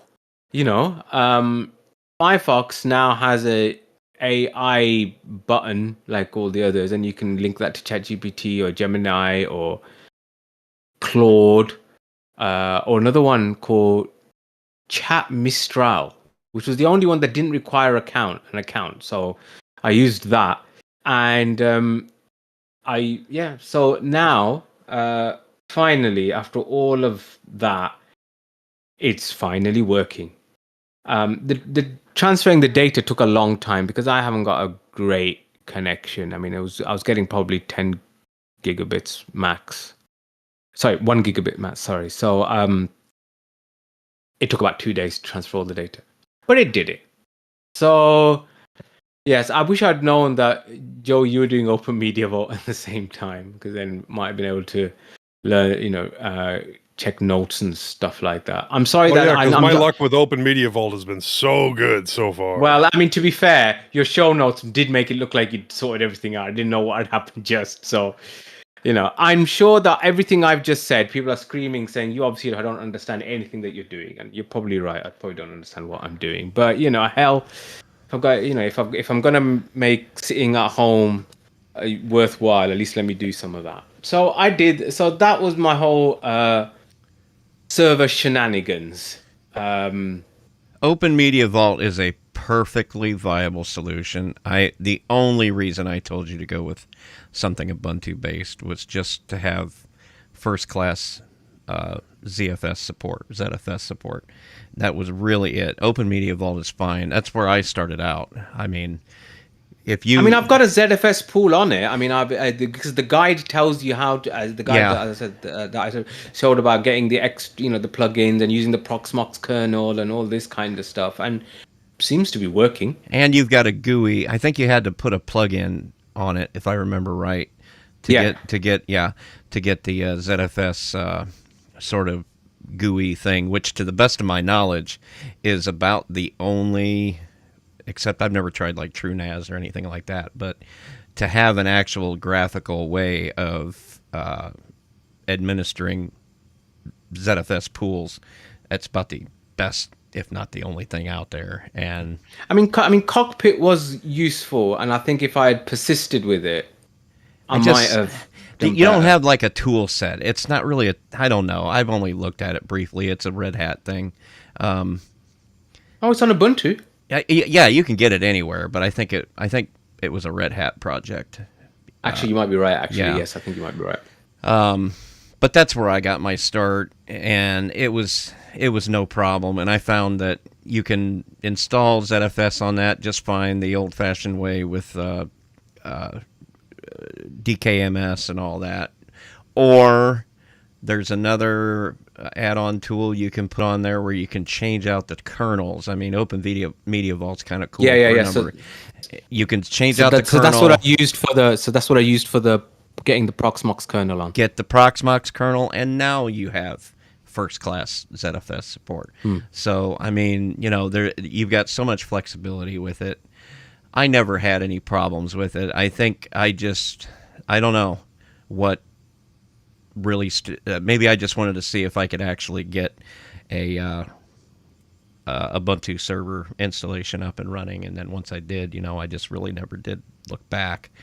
But there's nothing wrong with Open Media Vault. It's, as far as a project goes that is actually using Linux that compares to something like TrueNAS, it has all the tools that somebody needs. So TrueNAS is now Linux, apparently. It isn't. TrueNAS Scale is now Linux. Yeah, I haven't looked at that. I will say that with Open Media Vault, it was relatively easy to set up once you figured things out. Once you go through and got done poking all the buttons and seeing how everything worked. Right. It did set up easy enough, but I needed to do some more research on NFS shares. I was able to get the SMBs working everywhere relatively easily. I had the NFS set up, but then I couldn't actually access it. So what are you using NFS for that you can't use Samba or something like that? I could, but my understanding was that NFS was supposed to be a little bit more secure and a little bit faster. So I can use SMB, and I don't mind using Samba. I was just trying things out. Oh, because I think I would probably even go the SSHFS route or something like that. Look into that before I would go. Can you do? I know you can do SSH, which will get you into the file system, and you can share that easy enough as long as you have the user pass, all that jazz. But can you do an SSHFS? Yeah, I suppose you could. Yeah. And you could probably even do that at boot. So you just have to have it on the correct path. And you can assign it a separate port to where by default I think it's on the same port 22 that SSH is on, but you can change the port for the SSHFS. That way you can keep things separated, and because if you've got port 22 open to the internet for some reason, which I don't know why you would, but some people do that, you could put SSHFS on a different port. That way you're not exposing it to the internet, which is kind of cool. I'm not using it because everything that I need exposed to the internet is exposed to the internet through reverse proxies. But I do like SSHFS. It's usually a little bit faster than a lot of your other things that you use, and it is secure. But one thing it's lacking is robustness if it drops and comes back. If it drops, you have to kill shut the it down share and start over, restart it. Right. But with something like Samba, if it drops and comes back, it automatically does it. Makes you kind of wonder. The one thing I was surprised by is how much memory it uses, actually. You did say you were using ZFS, right? Or ZFS? Yeah. Doesn't that use more RAM? It's the exact same thing. Yeah, anyway. Well, no, I'm just saying. I'm just saying because I anyway, because that's the other thing that I found was an issue, at least with this machine. I mean, and Bill tells me that this is a common thing where I often get the wrong RAM, and you connect it up, and then the Oh, God. motherboard won't boot up on it, yeah, and all that sort of stuff. So I've been struggling to expand this because basically what I figured out is that only one of the ports work. Do you know what I mean? On the motherboard. one of the ports. One of the slots. Sorry, one of the RAM slots. That's what I figured out. Oh, that's not good. Yeah. No, it's not. But then what do you expect for £48? Do you know what I'm saying? Right. But you can Yeah. can you put like a 16 gig card stick, whatever I you can want to call it? experiment and do that, yeah. You can. Yeah. Because That's the 16 next is thing. plenty. I'd tell you all this, but we're running a little long, so we might. Yeah, wait yeah, until- sorry. Yeah. All right. Okay. Moving on. So distro hopping. Yes, because I'm an idiot. Yes. I decided to do a bit of distro hopping because as I felt that Bill was giving me lots of passive aggressiveness I about keep Arch, getting 'cause blamed for apparently- all this stuff. because apparently he uses Arch, and he's been kind of filling my head. Yes, I have to blame you. Who else am I going to blame? Myself? I couldn't blame myself for my own. Nobody does stupidity. that. Yeah, no, of course not. Anyway, so I decided that I'm gonna get onto the Kashi train, and I'm gonna go onto the immutable train. So on this podcasting box, I decided to put Kashi OS, and on my Dell Latitude, which is my distro hopping one, I decided to put Bluefin. And then, but this was all the day before Linux OTC and Roundtable last week, and so it obviously all went to pot. Kashi is not. I mean, it's having Kashi OS or any kind of Arch distro for someone like me who is not used to it and putting it on a production machine was a recipe for disaster. And the fact that it wasn't even a bigger disaster is I'm just lucky. And the only issue that I had was that I had problems with podcasting. It's one thing, experimenting with immutables on a separate machine where you don't have anything mission critical or anything like that. But yeah, this wasn't one of my brighter moments. Anyway, so this is now back to Mint because I just need something to work. And the only thing that saved it was the fact that at least I was able to get in. I was able to do a live install of Ubuntu and sort the machine out. I'm not going to get into the intricacies of it, but suffice to say, immutables aren't there yet. They're close, but they're not. You find random errors and random bugs. Like, for example, when I had Discord on it, it wouldn't find my camera, and it was something to do with the permissions and all that sort of stuff. So maybe in the future, I know Eric always mentions this on OTC, so maybe in the future, but not right now. But I still wanted to try Arch again, and I thought, okay, I've learned my lesson. Don't put it on a production machine, put it only on the distro hopping machine. So I put Manjaro on there, and actually, you know what? I do. It is right. Manjaro is the Mint of the Arch world. I know it has its own repos and it doesn't just use the AURs and stuff, but things are so much easier from a GUI. I had used Manjaro some years ago as a GNOME, but this time I'm using it as KDE because actually KDE is lighter nowadays than GNOME. And it's just I've been able to do all the server setup and SSHing using that. It's been absolutely fine, to my own surprise. I'm sure it'll break and I'll mess something up, but at least it's not on a production machine, so it doesn't matter. If you use Manjaro and just use their tools and don't go outside of their way of doing things, get your support from Manjaro people, because one mistake people make with Manjaro is they get support. They want to, I'm an Arch user, I'm going to go to the Arch forums, and they start fixing things the Arch way, and then it screws up the system because they put some things in place in Manjaro, some environment variables, some aliases, some things like that to make things work a little bit smoother for newer people. So as long as you stay within their way of doing things, you'll be fine. So let's see how long that goes for.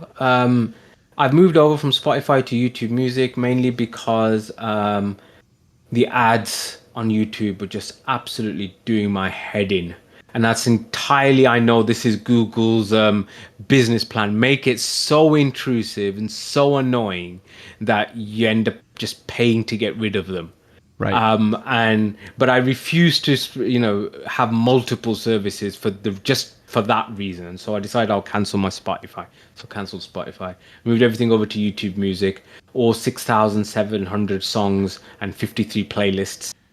I'm sure after a while I'll move again, but hey ho. I've done some more podcast episodes. They've both been relatively well received. I am having difficulty finding the next guest, because the next guest I want to do one on Android. And I've started asking around and this, that, and the other. And I haven't really got back to nobody's really got back to me, because I mean, who the hell wants to speak to a random YouTuber, Birmingham doctor? Who knows? But yeah, if anybody's got any ideas of who else I can ask, obviously somebody not particularly really famous, because they'll want money and stuff. And Android tech tube is a big thing. I mean, you look at all the Pixel 10 reviews that are coming out, and people, there's a lot of money in it. Anyway, I'll shut up now. Bill. Well, yeah. Gosh, I haven't done any wanderings for a while, but I'm just going to talk about a few things. And I'm going to go out of the order that I put them on the notes, because I want to save the ARC thing for last. First off, the Pine Time. The Pine Time, for those of you that don't know, is Pine 64's offering as a smartwatch, and it was very cheap, $25 to order one of these things. It runs on a tiny little Linux installation. That's really the only reason I bought it, was because I was kind of excited about that. I'm not a watch person. I haven't been in a long time. I carry my phone around, and that's got the time on it, and I was kind of excited about having notifications on my wrist and whatnot, but I can't read them. So I would have to have when I'm not wearing my reading glasses, I'd have to have a screen the size of like 10 inches or something in order to read it. So, but I did buy one of these for myself, and then one for my wife, and she liked it. She wore hers every day. Well, hers went out on her a few days ago, finally, which was not bad, considering Moss and Eric both purchased one roughly the same time I did, and theirs went out on them within weeks, if I remember right. They were complaining about it well quickly. Yeah, I think Moss even got another one sent to him replacing it, because it was within their return policy or whatever, and it went out or something like that. But the wife's, it just completely buggered out on her, and so I gave her mine. Mine is still working. Now, the difference between me and Moss and Eric is that I never updated the firmware in mine. So I wonder if that might contribute to mine lasting a little longer. I don't know. That's very anecdotal. But yeah, so now I have no smartwatch. She's kind of gotten, because hers went out, and it was a couple days before I gave her mine, so she started looking at other options that are out there. I was going to get her a Galaxy Watch, but then... So, as I mentioned, that I have been re-listening to older episodes to help me go to sleep, which is... yeah, that's great. Thanks. I know. No, it's my own voice mainly. Everybody else is very interesting. Anyway, there was one episode which I don't think you were on, an OTC, where we talked about smartwatches. I mean, there's been loads of them, but there was one specific one where I was mentioning about how my wife had been wanting... It's not that she wanted a smartwatch. She wanted some kind of fitness tracker, because she was doing some kind of gym program, and she needed, to give her heart rate and all this kind of stuff to the personal trainer and stuff like that. And I said, I'll get you a smartwatch. And she was like, I don't need a smartwatch. I don't want a smartwatch. And they cost too much. And then you look, and I already knew how much Galaxy watches and Pixel watches and even Google Fitbits cost, and things like that. I managed to get a Chinese knockoff Dafit something for $20, which has all the smartwatch type of functionality, i.e., notifications come through, checks your heart rate, If your phone's ringing, it tells you. You can't initiate a call, you can't reply to a message, but you'll see those notifications come up. 20 quid, it's in pink. She loves it. Boom. And you could probably even change the background with the app and everything too. Yeah, and the other thing I realized was that it even had the same charging puck as another one that I had bought some months earlier. So it's obviously just a, there's a factory in Shenzhen that makes these, and different companies say, okay, we'll order these many and we'll color them pink and sell them. And that is whatever. almost certainly how that works. Yeah, and even the software. Yes, the software looks different, but only in the way that an Android skin looks different to another Android skin. I think the setup is exactly the same. It's still a list like this, and it's still in this order. Yes, the icons are different, and the watch face might be different, but it's only the difference between a Pixel and a Galaxy. Yeah. So I think that's the way forward. People who spend £700 on a Apple Watch Ultra, they're just flexing, as Eric would say. They're just flexing. You don't need that. Do you know what I mean? I think it would be cool to have some of the functionality the real expensive ones If have. you use it. I would. I think it'd be interesting to be able to track like my sleeping and. But again, you got the okay, maybe not the really cheap 20, 30 pound ones, but I don't know, an old Galaxy watch from a couple of years ago would be more than good enough for that. You don't need to have the latest thing for 300, 400 quid. Do you know what I mean? Yep. Sleep tracking I did find useful to an extent, I must say, on my OnePlus watch. I don't know if I could sleep with a watch on, though. That would be another thing. Like I said, I'm not a watch person when I'm awake. And if I'm sweating at all, like when I get out of the truck and I'm doing anything on the outside of the truck and then I get a little bit moist. That's a wrong word. Yes. When I get Let's a little move swiftly on from from your moistness and sweatiness. I don't, and I'm uncomfortable and I'm trying to get rid of everything that's like making that even worse. I take the watch off anyway, so I don't know. Anyway, I'm going to move on from that. So, yeah, I haven't done any wanderings in a while, and this isn't anything new, but I did have to recently. I did something that I swore I would never do. I got a brand new phone, and this was all because my daughter is now of the age where I wanted her to have a phone, and we had an extra S25 Plus not 25, S10 Plus, which is still a perfectly good phone, properly powerful device. She's 12. She started middle school. I wanted her to have a phone. So we go to the Verizon store. Big mistake. All I wanted was a SIM card. Just give me a SIM card, dude. I'll do the rest. No, it don't work that way. He starts breaking out the calculator. How much you paying for this? Blah, blah, blah. And I knew he was going to do this. I don't know if maybe subliminally I wanted to be talked into something like this, but he talked us into signing up for this plan. Now everybody's got unlimited, and I've got all kinds of hotspot and everything for when I'm on the road and whatnot. But she got her SIM card. I keep wanting to say SD card. That's not what it is. Her SIM card, and we got her signed up. She's unlimited. Now both of my boys are unlimited. But the wife and I got talked into buying brand new phones. I mean, it still probably works out all right, actually, because especially with, you find randomly. So I remember when I got my S25 Ultra, I didn't want an S25 Ultra. I was like, the S24 Ultra would be absolutely fine. I don't need to have the newest hotness.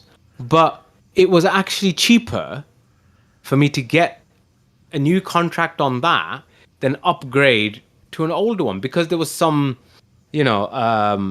incentives that the carriers were giving, some incentives that Samsung was giving. Then there was the trade-ins and all this kind of stuff. And you're really like, actually, it's not costing me any more. And I'm getting something new out of it. It's costing me more because I'm paying for mine with payments, but the wife got another S25 Plus, which, look, folks, I don't know if the 25 is the first series or if the 24 was, but they finally went back to flat screens. Thank you very much, 24. Samsung. Okay. Yeah, well, thank you for that, because I needed Samsung devices just because of DeX and all that. X. But their beveled screens was a bad idea from the beginning, and it never got any better. You could not keep a screen protector on that, especially if you used cases. Now, I just use an OtterBox case on mine, like, a real working man. But the wife... It did look sexy, though. Yeah, well, the wife's got like 13 different cases she likes to switch, because that's fashion, right?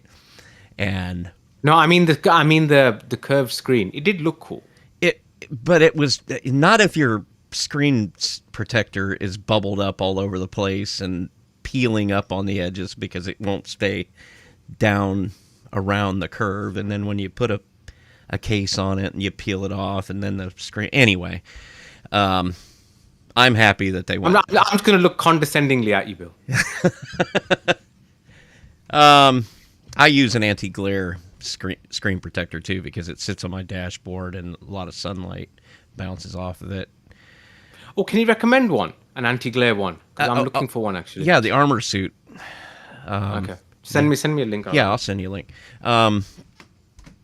So I got the S25 Ultra, which is it's the Note device, because I've always had Samsung Galaxy Note devices, because I liked having the stylus pen for no real good reason whatsoever. But it's just that it's a big device. If they made a bigger one, I would use it. But this is about as big as it gets. But that's what they're calling the Note device now. And now the wife, she got hers for free because she had an S11 Plus that was still There was no 11. There was no 11. Or 20. 10 went to 20.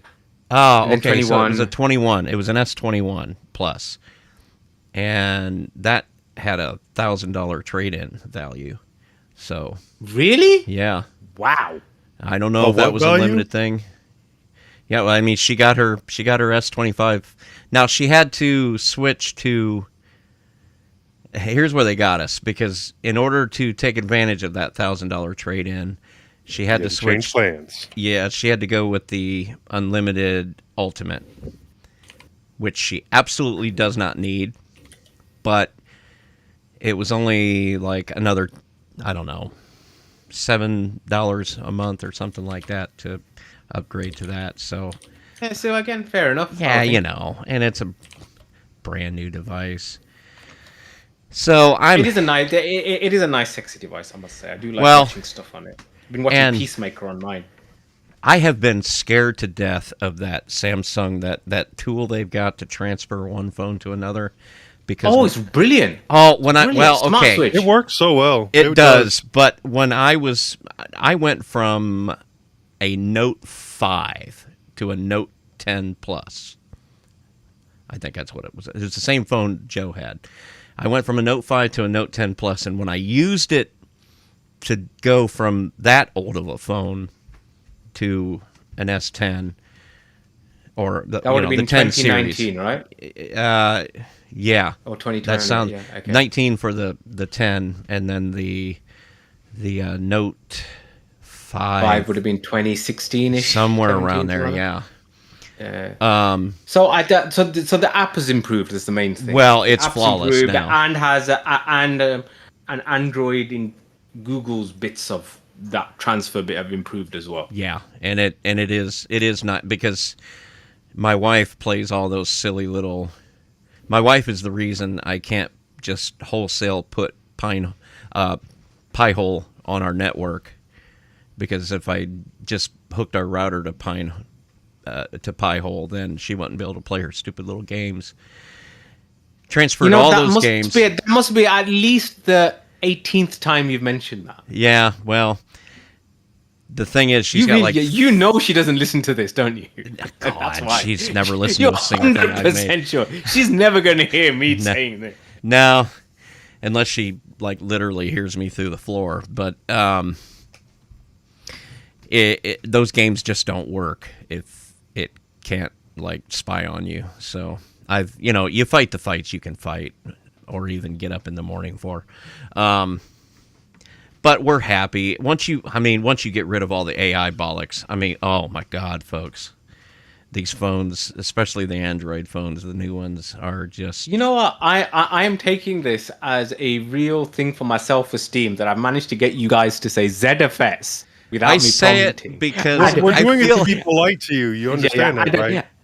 And saying bollocks as well. Because I feel like it's because you people can't understand us when we say Z. You people over there.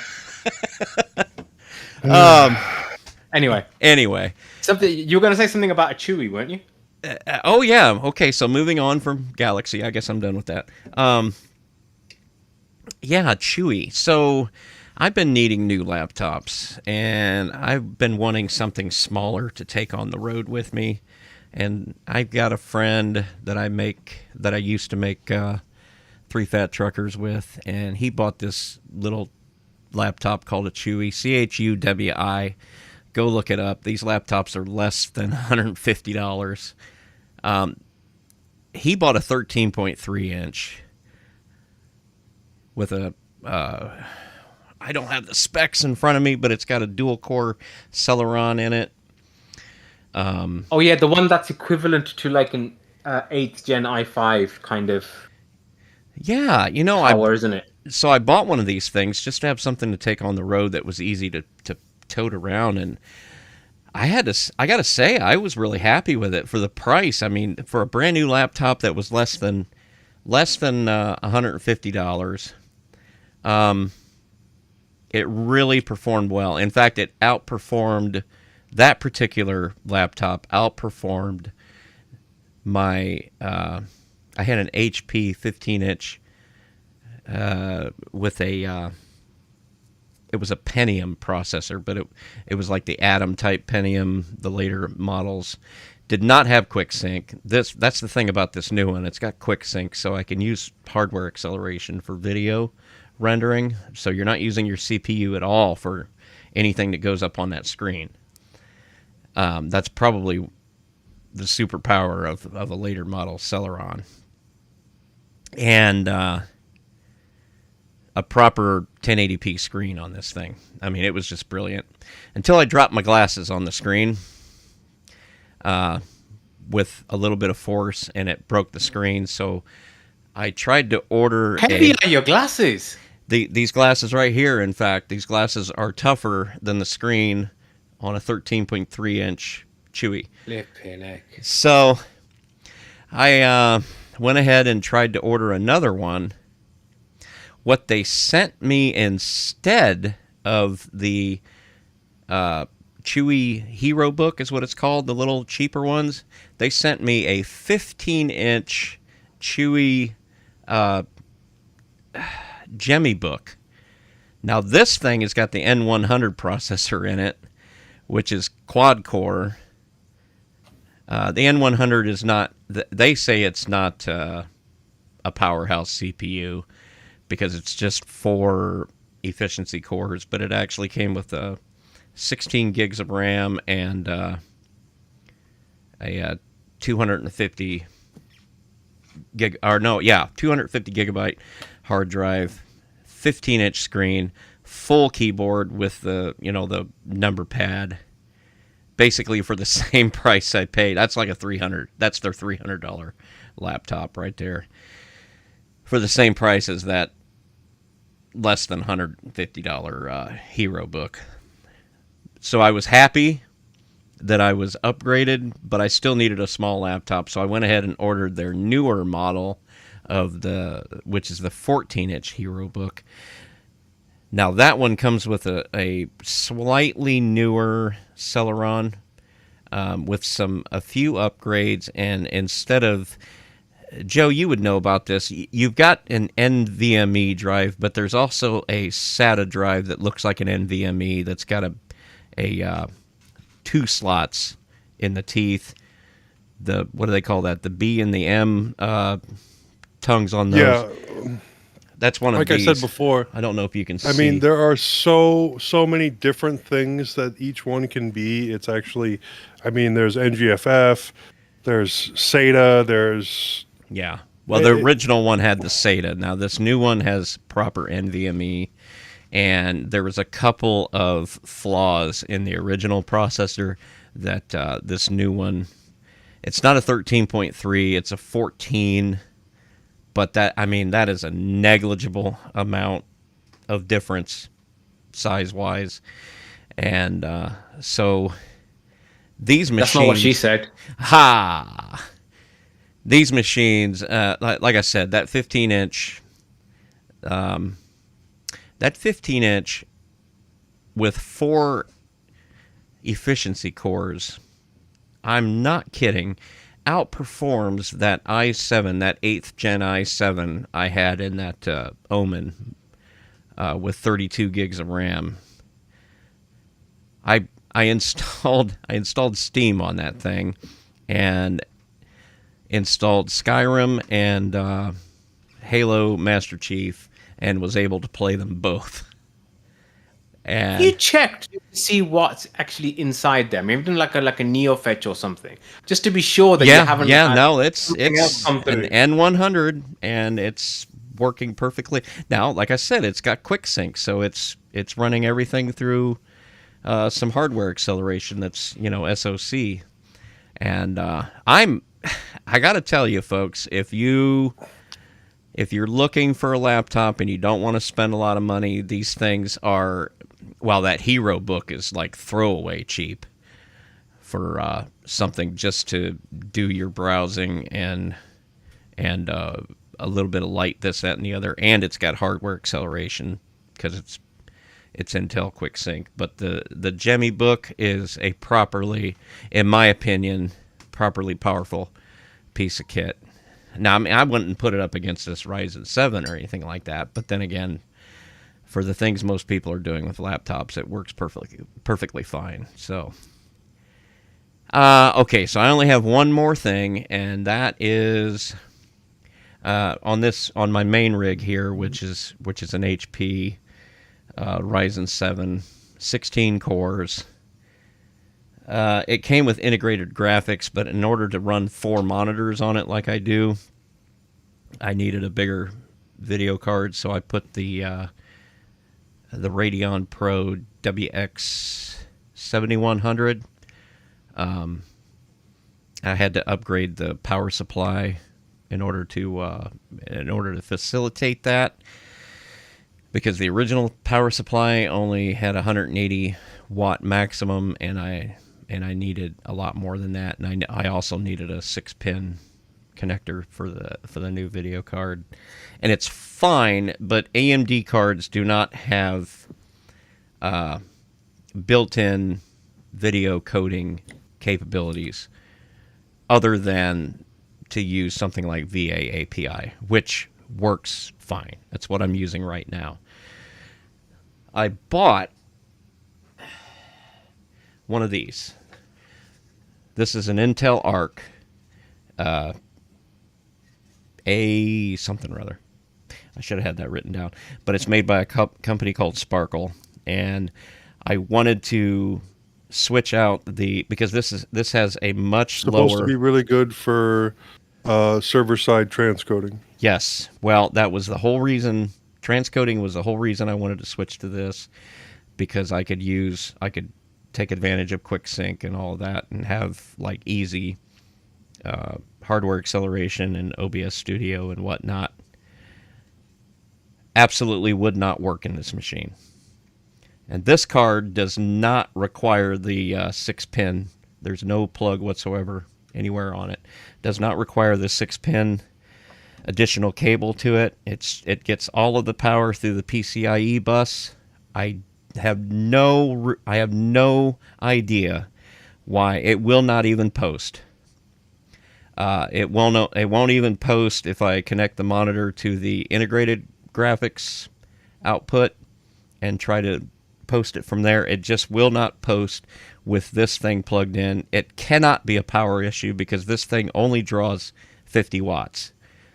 I plugged it into, I've got another machine down here running Windows 11, and plugged it into that machine, and it starts up and runs just fine. So I don't know if it's just a compatibility issue with the motherboard that's in this Ryzen 7, or because it's AMD, because it's an AMD machine, they don't want you using an Intel graphics card. I don't know. I tried everything. I cannot get this thing to work in my main rig. It works everywhere else. So that is not making me happy.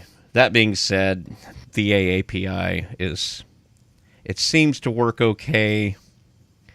I'm using it right now to make this show and stream it off.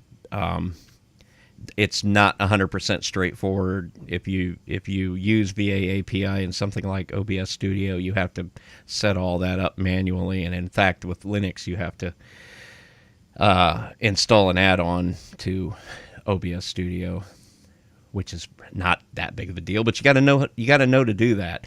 With Intel and NVIDIA, OBS Studio just knows how to connect to either NVIDIA's NVENC or Intel's QSV.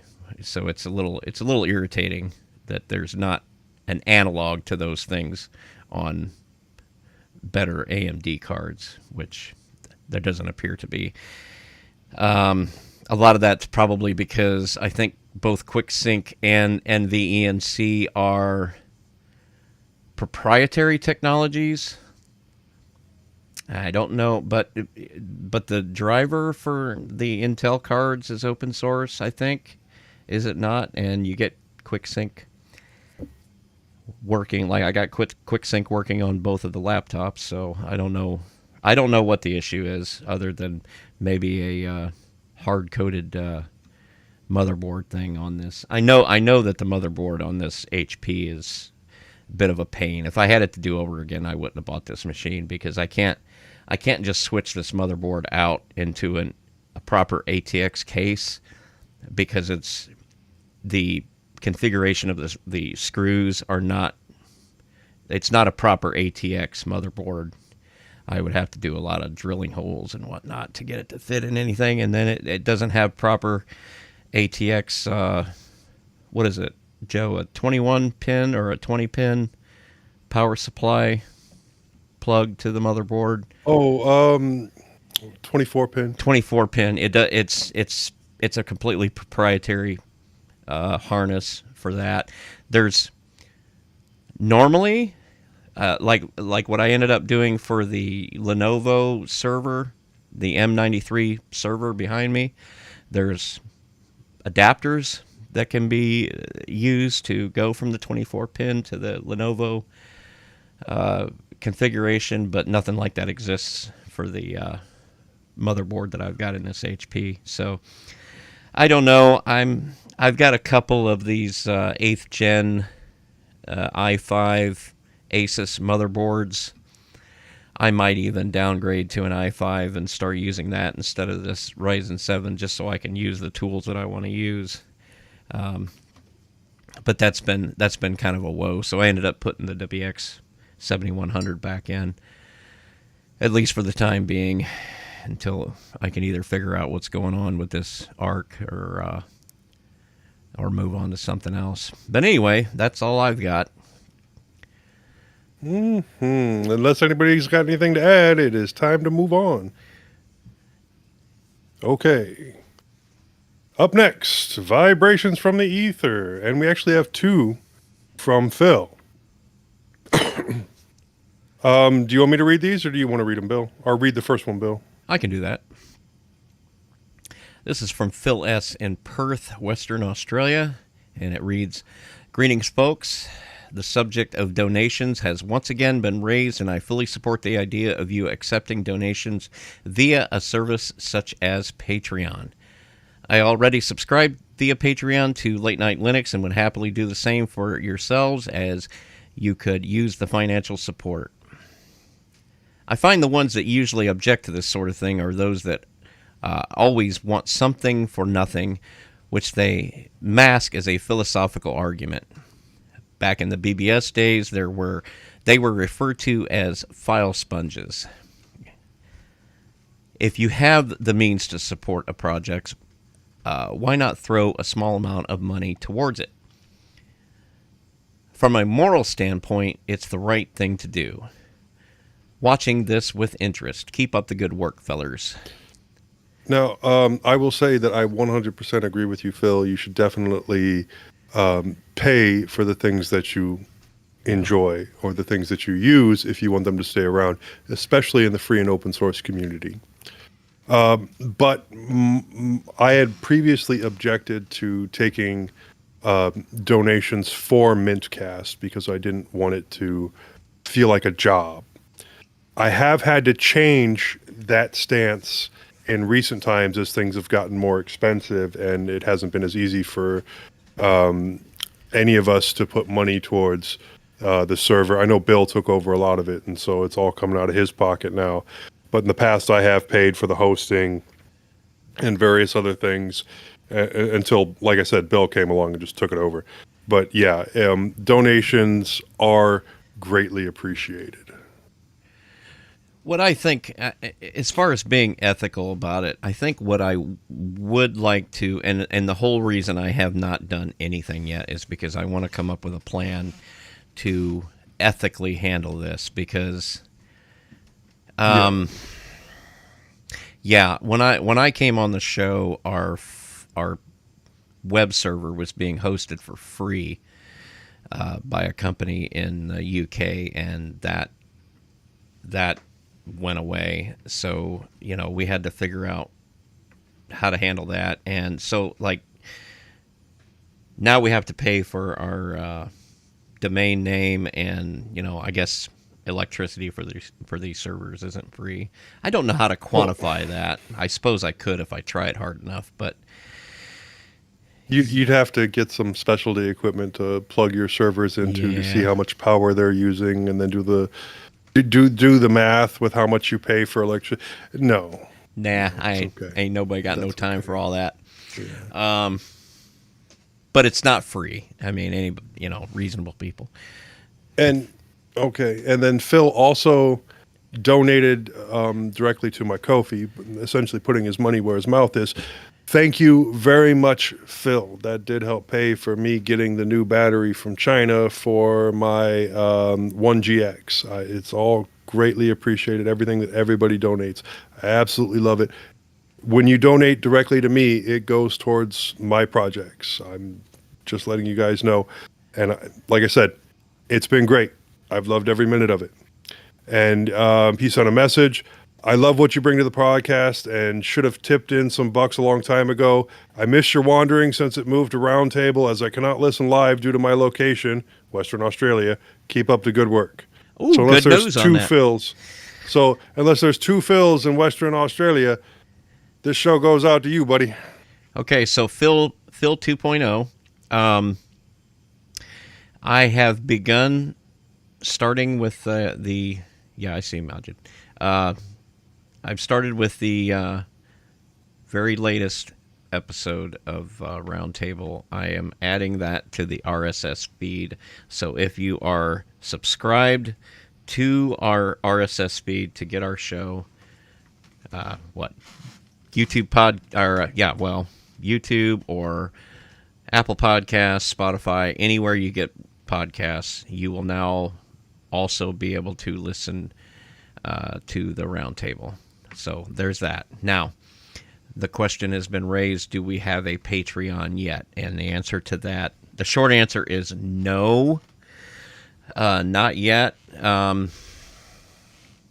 suppose I don't have a good excuse for that other than I wanted to be able to not just throw the Patreon out there and then a whole bunch of money start coming in, and then I start being held accountable for, okay, so all this money coming in, the domain's $12 a year, we got $200 a month coming in. Where's the rest of this money going?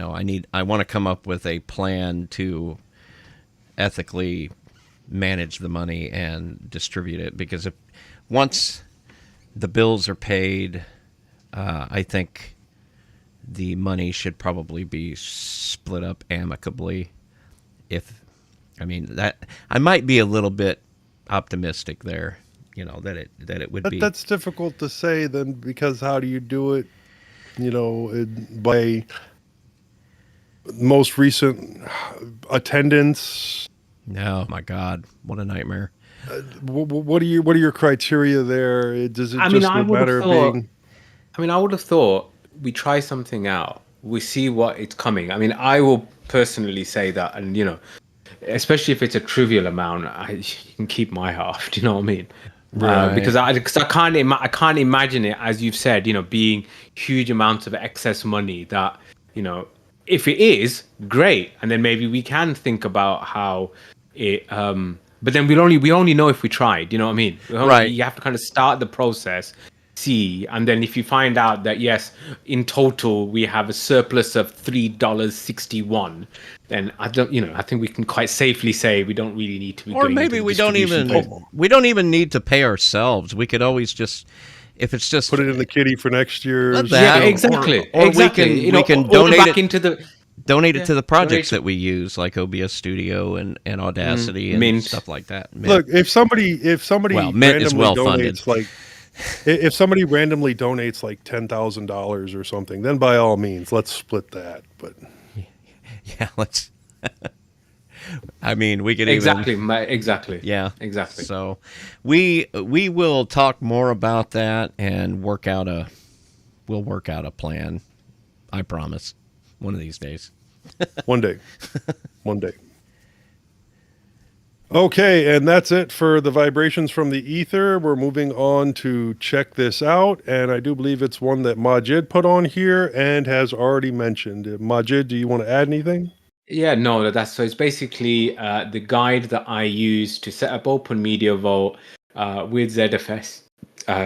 It was the guy's got a good channel as well with lots of other helpful videos. I found it very helpful for me, at least, and I kind of started understanding things. And I must admit, sad guy me, when the pool was finally made, I did kind of go, yes, it works. Anyway, that's in the check this out bit.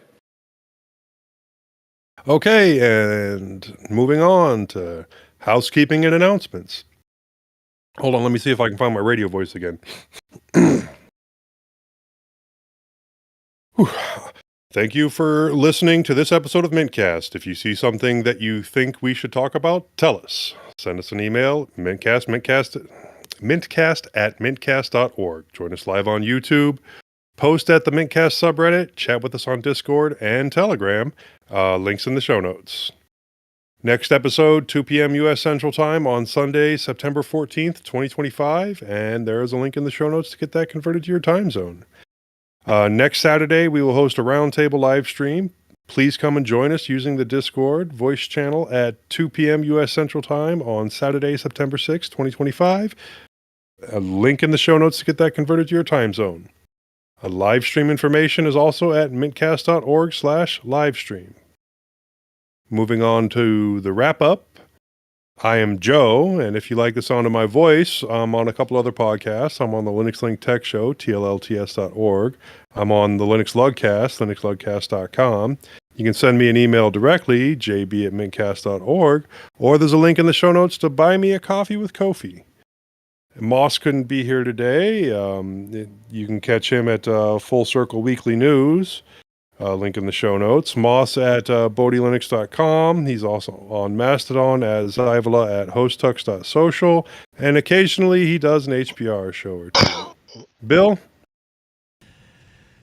Well, you can email me. I'm bill@mintcast.org. I'm at wchauser3@fosstodon.org on Mastodon. Also, check me out on Linux OTC. Links to that on the show notes. Majid? Okay, then. You can email me at drmajid@mintcast.org. I'm at atypical_drmastodon.social. I'm atypical doctor on Instagram and Threads. And I have the Atypical Doctor podcast, atypicaldoctor.com. There has been some, as I said, recent podcasts. And I'm also on Linux OTC with Bill. And Eric couldn't be here today, but he can be reached by email at eric@mintcast.org. Charles? Yes, I can be reached at charles@mintcast.org. On Discord, it's as Mr. PDX.